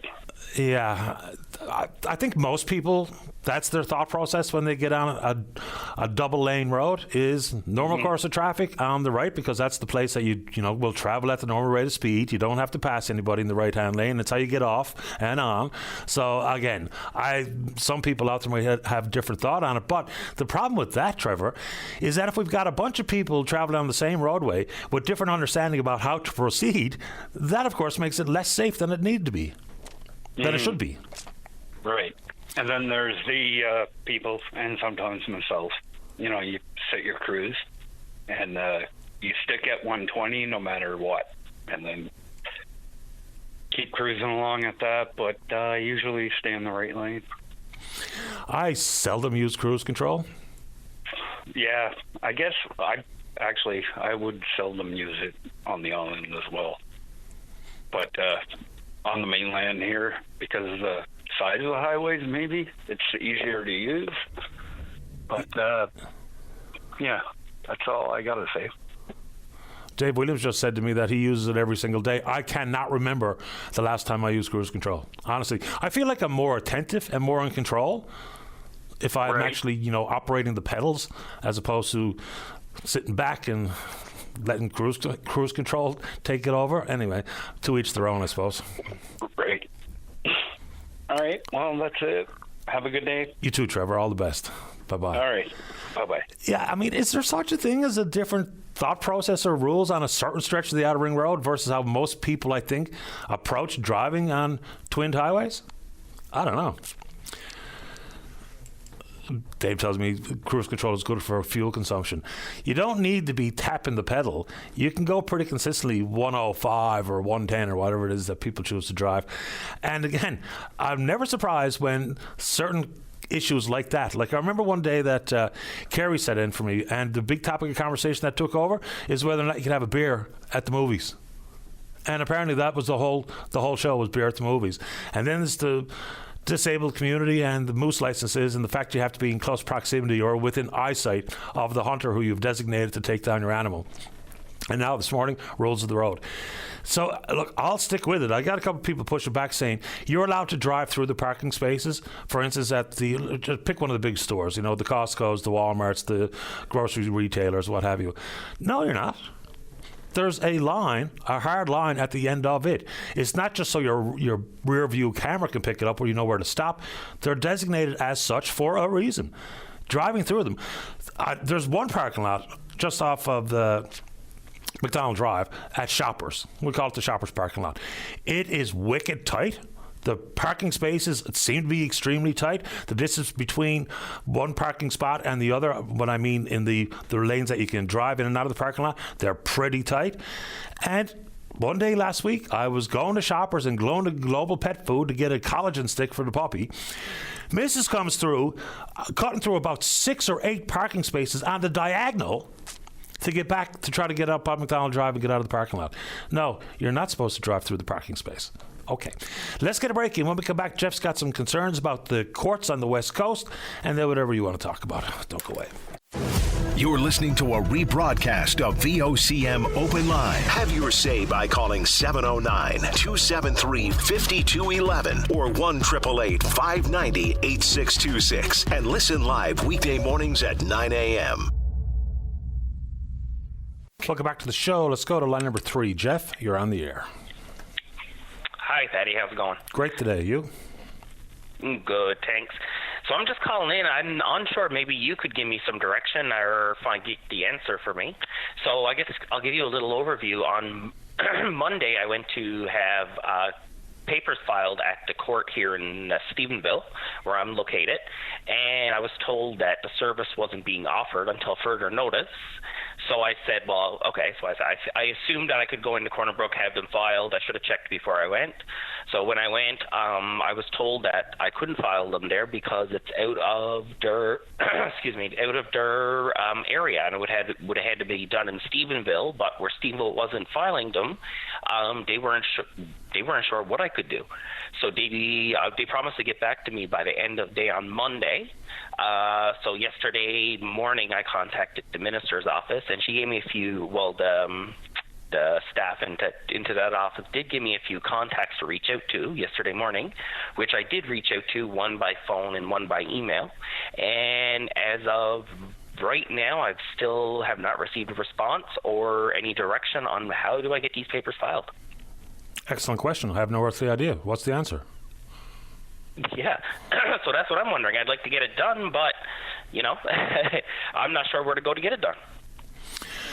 I don't know either, to be honest with you. I don't even know what another option would be. Yeah, and I looked online to see if there was an option to do it online or by mail, and it's from going from couple different websites. It don't seem like there is an option. If there is, it would be great. But I would. If anybody do have the answer, I'd love to be able to know. If I can get you one, Jeff, I'll be happy to pass it along. But I do not have an answer for you. I wish I did. Yeah, and it leads me to wonder what are, perhaps people that don't have the transportation to Corner Brook or, can just get up and go in, even if that is the solution eventually. How are the people, into the area, especially people that, don't have vehicles or access to a vehicle to be able to get in there to file these papers? Any, even like Port of Bass, for instance, I know they're being impacted as well, and it's quite the journey in to file papers, or do any other court services that they may need. It's an excellent point, and it's something that I'll try to get an answer for you. I got to contact that justice, and maybe they can give me a very quick answer, and if and when they do, I'll talk about it on the show, and hopefully you're still tuned in. Absolutely. I'll be listening. I appreciate your time, Jeff. Let me see what I can figure out. Perfect. Thank you very much. You're welcome. Okay, bye-bye. All right, let's go to line number 1. Good morning, Anne. You're on the air. Good morning, Patty. Happy International Day of Persons with Disabilities. The same to you. And happy initial snow day, or inaugural snow day 2025.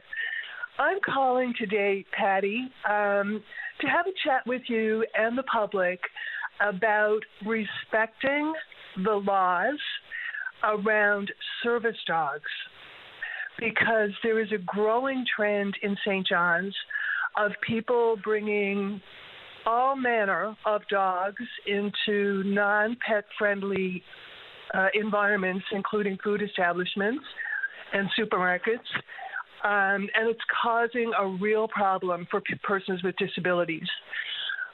My own dog, I have a dog who's been with me now for 3 years, my second guide dog, and my dog has been aggressed 4 times in the past year by dogs that are accompanied by people who are claiming they are emotional therapy animals.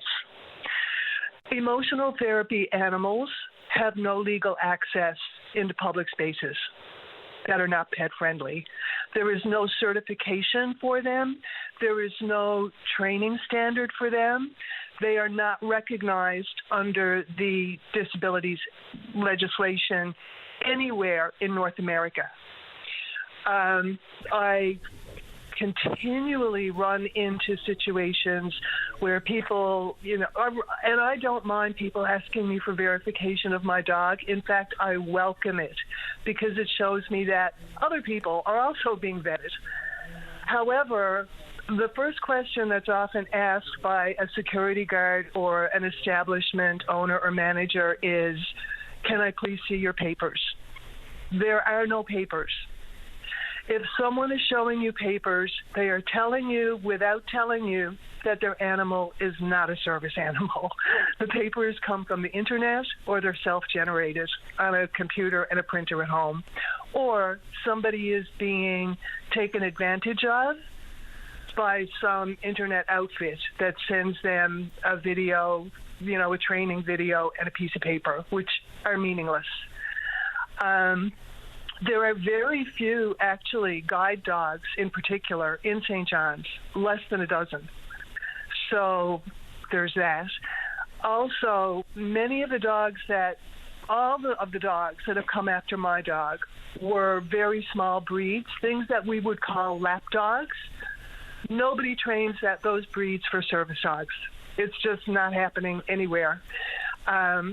Service dogs are specifically bred for purpose.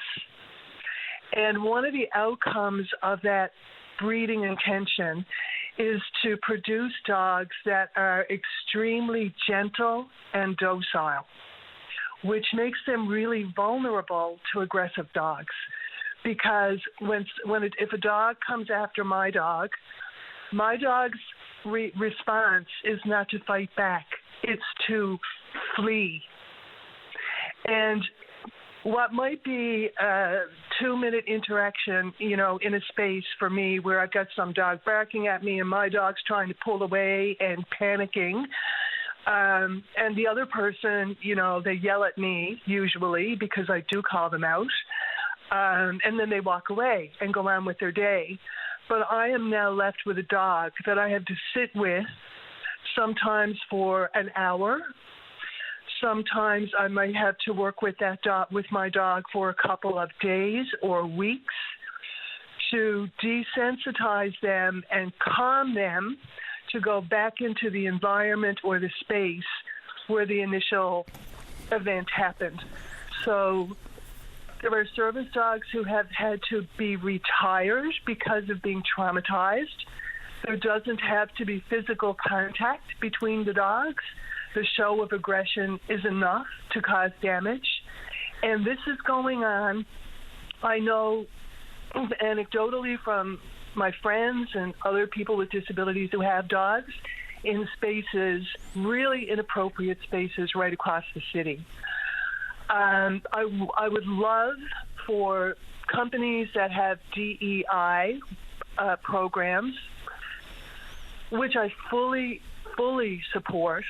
They really need to add A to that and expand their programming to include accessibility, diversity, equity, inclusion, and accessibility, which will open the doors for them to get funding to train their staff about how to deal with situations like this.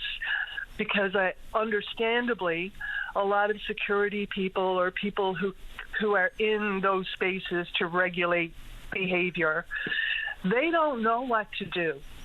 And they know that some questions are appropriate and others are not. So just to inform everybody, there are 2 questions that you can legally ask a disabled person who has a service dog, or any person who claims to have a service dog. The first question is your animal a medical support animal? And the second question is, and this is where you hit gold. The second question is, can you please name 1 or more tasks your dog is trained to do to support you? Now, my dog, I can list 20 tasks right off the top of my head without even trying. Some other people may only be able to list 2 because the dog has a less complex job. But those are the 2 questions. And simply existing and being cute and furry is not a task. The other thing, because I do want to inject some positivity into this, is I would like to just tell people who have emotional support pets and have psychological or some kind of condition, invisible condition, that would benefit them if they had a service dog. Anybody can get a service dog the same way I got one. It's a completely barrier-free process. You make an application. You do require documentation from your doctor, and that is not to be a barrier to the process. It is to assist the training facility in what your needs are, because the dogs are individually matched with individuals. So if you have need of that kind of psychiatric support, you can apply for a psychiatric support dog. They're all trained at the same handful of facilities around the country, and there is not a penny charged to the disabled person. The dog comes to you for free. The training, which is worth now about $80,000, is what it takes to train a guide dog at this point, right? Your travel, your training, all of those things are completely free to you. So there's really no excuse for this. The other thing is that for the information of like business owners, security establishments, and individuals who are doing this, there are criminal liabilities. There are consequences if a dog gets injured or has to be retired because of trauma. You can be sued, and the settlements on these suits can run into the hundreds of thousands of dollars, because the court views these animals as an extension of the person. The same is true, by the way, of a wheelchair. And if you do anything that injures or to break a wheelchair, for example, the court looks upon that as a physical assault on the person. Mm-hmm. The same is true for a service animal. And if an animal gets attacked on your premises and you do not have a pet-friendly, it's not a traditionally pet-friendly environment. If it were a supermarket or a restaurant or an airport or someplace like that, the owner of that establishment can also be sued because they have a duty of care. And there are also public health implications. So I would ask people to really consider what you are doing if you are doing this, to understand that there could very well be dire consequences for you if something were to happen. And also, you are appropriating a right that belongs to persons with disabilities who have very few other ways of, like, we have so much limited access, especially in St. John's. I also know, because I overheard a conversation in a restaurant, that there is at least one landlord in St. John's who will not rent to anybody now who claims to have any kind of service animal, because they had their rental property wrecked by a so-called service dog who was left home all day, clue number one, while the owner went to work and was barking all day, right? So this is having like implications and harms on a very, very marginalized and underprivileged community in this province. And what breed is your dog? My dog is a Labrador Retriever. So generally speaking, service dogs, they're larger dogs. They're dogs, like I said, that are bred for gentleness and docility, and high intelligence. So you'll see Labrador Retrievers, Golden Retrievers, Standard Poodles, German Shepherds, Saint Pierres, but they're all sort of larger dogs. It's not a dog you're going to carry in a cart, really. It's not a dog you can slip into a purse, which people do, or a grocery bag to hide them. And it's not a tiny little dog, and they're not reactive dogs. You know, they're not. If my dog were barking in a supermarket, the way that's, or any other sort of public place, in the way that these dogs are behaving, I'm not talking about an alert dog, which gives one bark, right, to attract attention. I'm talking about yapping, barking dogs that are reacting to what's happening around them. The owner should know that behavior is actually a sign of anxiety in the dog. So you're not even doing your dog any favor by bringing them into these places. Correct. The dog itself is stressed, right? So just a couple of very quick ones before I let you go. So documentation at this point is only in the form of a letter from a health professional, right? That is the documentation that people are presenting. But that is not verification that the dog is a service dog. So that's what I'm asking, I guess. What is verification? Yeah, no, it's verification it might be verification that the person has some sort of medical issue, but it's not verification that the dog is a service dog. I guess that's my question: is what can anybody have as actual verification that dog is a service dog? Okay, so we do have ID cards, and the card will have the logo of the training facility on it. Kind of like a driver's license. It has a lot of information on a small card. So it's a picture ID. On mine, it's a picture of me sitting with my dog. We're both very visible.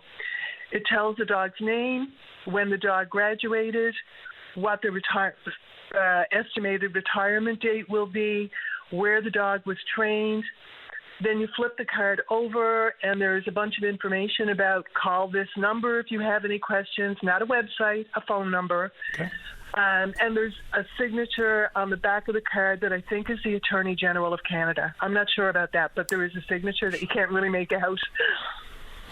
I really appreciate the time, Anne. You know, it does indeed cause a lot of havoc and additional unnecessary concern when people pretend that their animal is a service dog versus an actual service dog. A friend of mine who lives in Halifax, his father has a service dog. It's a Bernese Mountain Dog. So I know the most common are the ones that you mentioned, the 2 retrievers, German Shepherds, Standard Poodle, and the intelligence of those dogs and the temperament of those dogs make them ideal for this particular role. What would also be helpful, Anne, and I'll get your thoughts on this quickly before I go, is there's no national registry for service dogs. So I think that could possibly be a help as well. What do you think? I completely agree with you, 100%. I also feel that there should be more enforcement. I really had to dig around to get the information I've given you this morning, but anybody who questions anything I have to say can sit down and Google these things. It's very easy to find on the internet. Just a question to your your chat. AI chatbot will bring you to all the information. But I agree with you. I think a national registry would be a really great idea. And I think it will put a lot of fraudulent trainers and internet frauds because I kind of think that a lot of people are being taken advantage of. And if you have any kind of medical issue, whether it be psychiatric or otherwise, and you are relying on a dog that a trainer that was not certified to train dogs for this purpose trained, you're at risk because these trainers, the trainers who train service dogs, not only have advanced training in canine psychology, canine behavior. It's a university degree. They have that, but in addition to that, they have specialized training in the disability.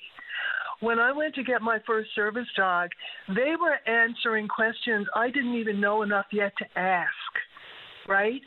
So the trainers that are training service dogs are attached to accredited facilities. The standards and the testing, all of these things are international standards, right? Understood. And I just have to jump in because I'm extremely late for the break, but this has been a very helpful conversation. I appreciate you doing it. I appreciate you too. Thank you very much. You're welcome. Bye-bye. There was a lot to that. Let's take a break. Don't go away. Welcome back to the show. Just picking up on a couple of things that Anne Malone had to say about service dogs. So, got an email saying, doesn't a business owner have the right to refuse entry to a person with a service dog? The short answer is no. They have the legal right to accompany their handlers into anywhere that's considered open to the public.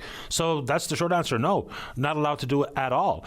And if you have experienced that, then you can absolutely document the incident itself, report it to the appropriate authority, and go from there. So, no, it doesn't matter where we're talking. if it's considered open to the public, then you have to admit the handler and their service dog.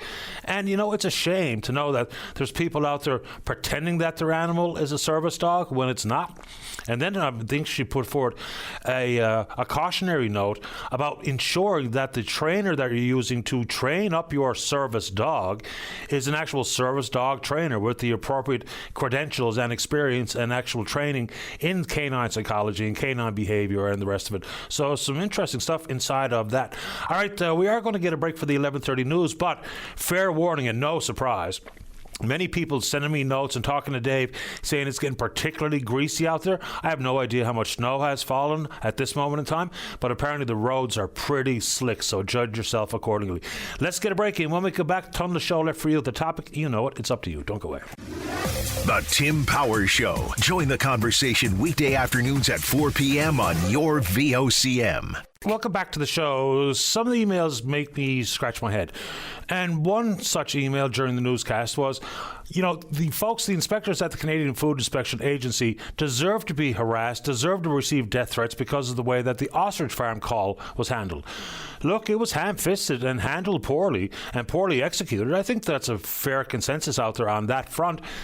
But how and why are we all of a sudden at a place where we think it's a good idea to harass people to the point where the Canadian Food Inspection Agency is no longer providing a spokesperson to do media interviews regarding avian flu? It's a pretty important conversation here. Millions of birds have been culled in North America because of the avian flu, which is highly contagious. It's now proven to be able to be transmitted species to species. There was a house cat in the United States died from the avian flu. So regardless of what you think about the ostrich farm business, we really do need information from the CFIA on things like avian flu outbreaks, because it has been a huge problem. So now they can, rest on things like privacy concerns and not sharing information based on these turkey farm outbreaks in Ontario. The 5 farms, we don't know which ones they are, have no earthly idea of exactly how many birds were put down or culled as a result of this avian flu outbreak. But it's just a clear statement about where we are, is that all of a sudden people think that's okay, that's a good idea, that should be allowed, it should be expected. No, because now we're in the dark about trying to figure out exactly what's going on with the avian flu. You might not think it's a big deal, and I'm not trying to put us in some sort of pandemic panic mode, but information about it is probably an important thing to be able to share. But if they're unwilling because of what happened on the heels of the ostrich farm issue, I don't know why that's a good thing. And in addition to that is, there's always going to be emails say, how come we don't talk about this? How come we don't talk about that? And one such email says, why aren't we talking about the narcotics that have been stolen from, in this case, most recently, the Janeway? Well, we did, and we talked about it yesterday, and we can talk about it today. So the fact of the matter is the RNC were called on the 30th of June to the Janeway Children's Health and Rehabilitation Centre to investigate narcotics that were stolen. Apparently the 2 most common narcotics stolen are lorazepam, which is Ativan, as it's known on the street, and morphine. So the fact of the matter is the investigation has now been concluded and no charges will be laid. So yes, we did indeed talk about it on the program, and it is an important topic. The scourge of drugs on the street has led to a lot of societal concerns, a lot of societal ills, and lots of crime. So yeah, we did talk about it. We're happy to talk about it. And it's not an isolated incident. They go on to talk about just how common it's become in the recent past. I had a number here recently. From 2020 to mid-August of this year, there was somewhere in the neighborhood of 98 instances of missing medication. They go on to say in some cases, multiple medications were reported missing on the same day at the same facility. So they can be as small as a missing pill or a missing patch, but it can be large quantities of narcotics stolen. How no charges are laid? I have no earthly idea. I don't know what the investigation looked like, but you would think, now NL Health Services are saying they're going to enhance surveillance and security around the places where these narcotics are secured or stolen, but you would have thought that it'd be in place anyway. So there has to be a limited number of people who have access to these pharmaceutical cabinets. And in the case of the Janeway, we don't know if it was one cabinet or multiple cabinets were compromised and the drug stolen. But you would think that there would be a very few people that actually have access. It's the same thing when we talk about access to our medical records. Now that we've digitized virtually everything, some of it's been quite helpful, where you can go to your MyGov account, the health portion, and get updates on results results of your blood work and diagnostic imaging and those types of things. But it's the nosy nuisances who get into your personal medical records and they have no business being in them. And we've heard these stories many, many times over the years. Some of the repercussions are reprimands or suspensions, when in fact any violation of my privacy on that front, that should kind of remove you from the system. We kind of don't need you working in the healthcare system if you're going to be doing those types of things. So I've been asked, how come the RNC justify no charges? I have no idea, nor do I know how I could possibly answer that particular question. But anyway, one more in reference to what we don't talk about. In this case, the allegation is that we're afraid to talk about it, which is simply not true. We're not afraid to talk about anything on the program, whether you bring it up or I bring it up. And this is the case of the Prime Minister and his background with Brookfield assets. Okay. So when legislation was passing through the House of Commons regarding things like the Major Projects Office and Build Canada Homes, those types of things, at the time, there were amendments brought forward by the Conservatives to try to ensure as best possible that the Prime Minister does not indeed bring forward legislation and investment or spending that influences the value of his stocks, whether it be Brookfield or otherwise. That's going to be a monumental task. No question. So Brookfield sits on somewhere close by $1 trillion in assets, including things like investment in natural gas, investment in things like modular homes, and tomorrow morning we'll dig into the Parliamentary Budget Office report on the number of homes that we're told we're going to get built versus what the Parliamentary Budget Officer thinks will be built. But the question will be regarding the Prime Minister's background is, if a blind trust is the go-to mechanism, and he should not be meeting with anybody that's in control of Brookfield itself and or managing his assets in the what people refer to as a blind trust, but what are the options? You know, it was argued, remember, it was pretty clear when Prime Minister Harper was going through the exact same test ethically and otherwise, is that the blind trust was argued by the Conservatives of the time that it was the only mechanism available, and so consequently, as long as all the guardrails and the blind trust rules are adhered to, then what else are we going to do? So some will assert that Mark Carney should have divested of all his holdings, keeping his own vehicle or his own home and, whatever's in his savings account or his checking account or his RRSPs. But is that what we really are going to do into the future? Is that to run as a leader of a party upon success and sitting as the Prime Minister, you have to divest everything? Boy, that's going to keep an awful lot of people from saying, the hell with that. I've worked a lifetime to have that amount of value or worth in my portfolio. And, the same person sent me an email saying Brookfield stocks are up 53%. That's not true. So do we have to do everything possible in the current mechanism of blind trust to ensure that there is no self-serving moves made by the Prime Minister? Of course. And I think everybody in their right mind would agree with that particular sentiment or stance on it. But my question would basically be, if it's not a blind trust, what else is available? What else can we do? Because I don't think we're ever going to see the day where you have to divest yourself of all of your holdings to be a leader of a political party on the federal front. And I think the same thing could be said as being a premier in any of the provinces across the country. So, no, we've talked about it in the past. We're happy to talk about it into the future. And the PBO report is on my reading list for this afternoon. I know it came out yesterday. I just didn't have a chance to give it a careful enough reading to speak to it in any semblance of understanding or authority, but that'll be on the list for tomorrow morning's discussion for sure. Plenty of reaction to the service dog story. I'm not surprised. And popular comments in there is that, for people to use pretend service dogs or emotional support dogs, which are a thing, they're not treated the same way via legislation as service dogs, but they are a thing. But it doesn't mean that every business that's open to the public needs to accommodate your emotional support dog. And that's just based on the legislation. It's not based on what I think is reasonable or worthwhile or enforceable. But the service dog conversation, if it's open to the public, you must allow the handler and their service dog to come in and conduct their business or eat their lunch or whatever it is. Let's check in on Twitter for maybe the final time this morning. We're VOCM Open Line. You know what to do. You can follow us there. Pass along your comments on anything you hear on the show. Bring up a topic that you'd like to hear more consideration and conversation on the program. Same thing you can do in the email. It's openline@vocm.com. When we come back, another segment left in the show for you. Don't go away. Welcome back to the show. Let's go to line number 3 and say good morning to the Universal Design Network Chair and President. That's Sandra Cummings. And 1 minute. Hi, Sandra. You're on the air. Really appreciate it. We just want to really acknowledge the International Day of Persons with Disabilities today, December the 3rd. And we want to celebrate the 1 billion people worldwide living with disabilities and the over 30% of Newfoundlanders who identify with disabilities. And we want to highlight that universal design isn't just about ramps and elevators. It's about ensuring that everyone can fully participate, regardless of age or ability, in our communities, workplaces, and culture. And we really want everybody today to look at their spaces and see who's being excluded, and let's really help make Newfoundland the most accessible place to live, work, and play. So thanks for taking our call. Happy to do it.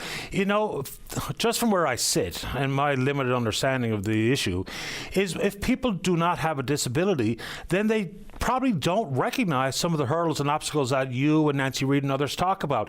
So being mindful of your space and how it accommodates or does not accommodate people with disabilities is that little extra effort that most people don't put in, and consequently we make poor design choices, we make poor policy, when in fact the implication here is for about a third of the population to be left on the outside looking in if we don't all take careful consideration of how we build, how we develop, how we craft policy. 100%. And it's about all things like outdoor spaces, educational materials, educational environments, right? And I think the thing that we really want to highlight in universal design is it's a lifelong vision and it's a holistic vision. And so the other piece about that is think about if you had a baby in your arms and you were trying to get up a set of stairs with a stroller and a baby, or if you had a catastrophic leg injury. You know, it's great to have all sorts of nice things, but we're all aging, we're all prone to catastrophic injuries, we're all prone to life changes. And so really it is a mindset about being very inclusive of everyone. Absolutely. You know, I know people who are in the world of building, whether it be major contractors and home builders, what have you. Into the future, it might be you, as you rightfully point out. So that concept of universal design, and you're right, it's not just about ramps or what have you, and it costs less to build with universal design in mind versus a retrofit into the future. Absolutely, and there's been some really good research done on this, that it does. It may cost a little bit more initially to ensure things are reinforced, like studs in bathroom walls, so you can reinforce for hold bars or grab bars, or making doors a little bit wider. But in the end, there's a huge savings if you have to try and figure out fixing things like stacking elevators, or stacking closets rather. You may very well want to live in a 2-story home, but think about stacking elevators and getting that, or closets, and getting that prepared if you should need to put in a lift in your home. Simple thing.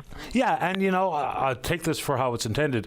Some of the things like wider doors, wider hallways, reinforced studs in bathrooms and other areas of the home, like when it comes to doorways and hallways, it's actually aesthetically pleasing in addition to being accessible. Absolutely, and good luck trying to move couches and furniture in narrow passageways, right? It just is about making life kind of easier for everybody in every aspect of life. Absolutely. Anything in particular going on in your world today for International Day of Persons with Disabilities? Well, we've, thanks to Victoria Blogden, our wonderful social media person, we have some posts going out just to raise awareness.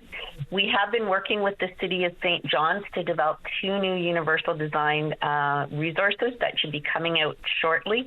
One is a home building checklist that helps people kind of figure out what things they should think about ahead of time, and also a UD resource. So those will be coming out shortly, and we're really excited to share them, and we're so excited to have worked with the City of St. John's on it. And we're happy to share the information when everything comes to a head. I appreciate the time this morning, Sandra. Thank you. Thanks so much for giving us the time. Have a great day. Stay safe in the snow. The very same to you. Bye-bye. Bye. There you go. Sandra Cummins is the Universal Design Network President and Chair. Let's go to line number 2. Good morning, Julie. You're on the air. Good morning. How are you? I'm okay. How about you? I'm fine, thanks. Good. You're just okay? Yeah, no, I'm well, thank you. Yes, you're almost to the finish line. Almost there. I had to call because I had a pleasant thing happen to me. Okay. And I had to send a bouquet. I lost my purse last week. Terrible traumatic experience. And I had it found. Who found it? Where was it found? And I wanted to send a bouquet to the lovely young woman who returned it to me, fully intact. And I had to go and see her and thank her and bring her some chocolates. And I had to say it was the Tim Hortons at Rope Walk Lane. Terrific. You know, it's a good reminder that there's still some good, honest people out there, for sure. Exactly. And that's why I had to share my story. Yeah, I mean, you could only hope that would be the normal occurrence, but unfortunately, they seem to be the exception versus the rule these days. But I'm really pleased when people pass along a bit of good news here, because there's plenty of bad. Well, Pat, it was gone for a long while, so I really had given up hope. So what was in between the week between you lost it and then you got it back? So was it just found in some obscure place in the restaurant, or what's the week all about? I'm not 100% sure. I'm not sure. I'm not 100% clear on what happened. I saw the young woman who retrieved it, and she said that it was passed along to her by a customer. So I really have the bouquet to send to the customer, which I don't know who that might be, but hopefully they're listening and know that they're appreciated. Absolutely, and I'm really glad that this is the outcome, Julie, because it's a real nuisance to lose anything. But when you lose your purse with whatever money might be in it and all your IDs and whatever else that you carry around in your purse, this is a good outcome. Exactly. It was a wonderful thing, and hopefully if someone else has an unfortunate experience to lose their keys or their purse or both, hopefully not, and they'll get the same outcome. Hope so. Thanks for this morning. Appreciate your time. Thanks so much. Have a good day. Same to you. Bye-bye. Thank you. Bye. And a couple of the folks who enjoy the little sports vignettes off the top, this is also falls in the envelope of why I don't mention this, why don't you mention that? And like Dave mentioned to me during one of the breaks, that the Jays have added to the pitching rotation this guy Cody Ponce, who had a huge year in Korea. He had like 252 strikeouts. Now, it's worth pointing out that in his major league career here in North America, he wasn't great. So something has improved, but add to it, Eric Lauer really learned his pitching game when he pitched in Korea as well. So adding Ponce to the rotation now looks for a pretty congested rotation for the Blue Jays. And here comes Sarah Strickland as I start talking about the Blue Jays. And also being asked, what do I think the chances are of the Jays signing Kyle Schwarber?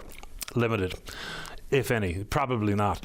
Now, Schwarber strikes out a lot, but like most power hitters, that is the case. But here's some interesting stats regarding left-handed batters versus left-handed pitching.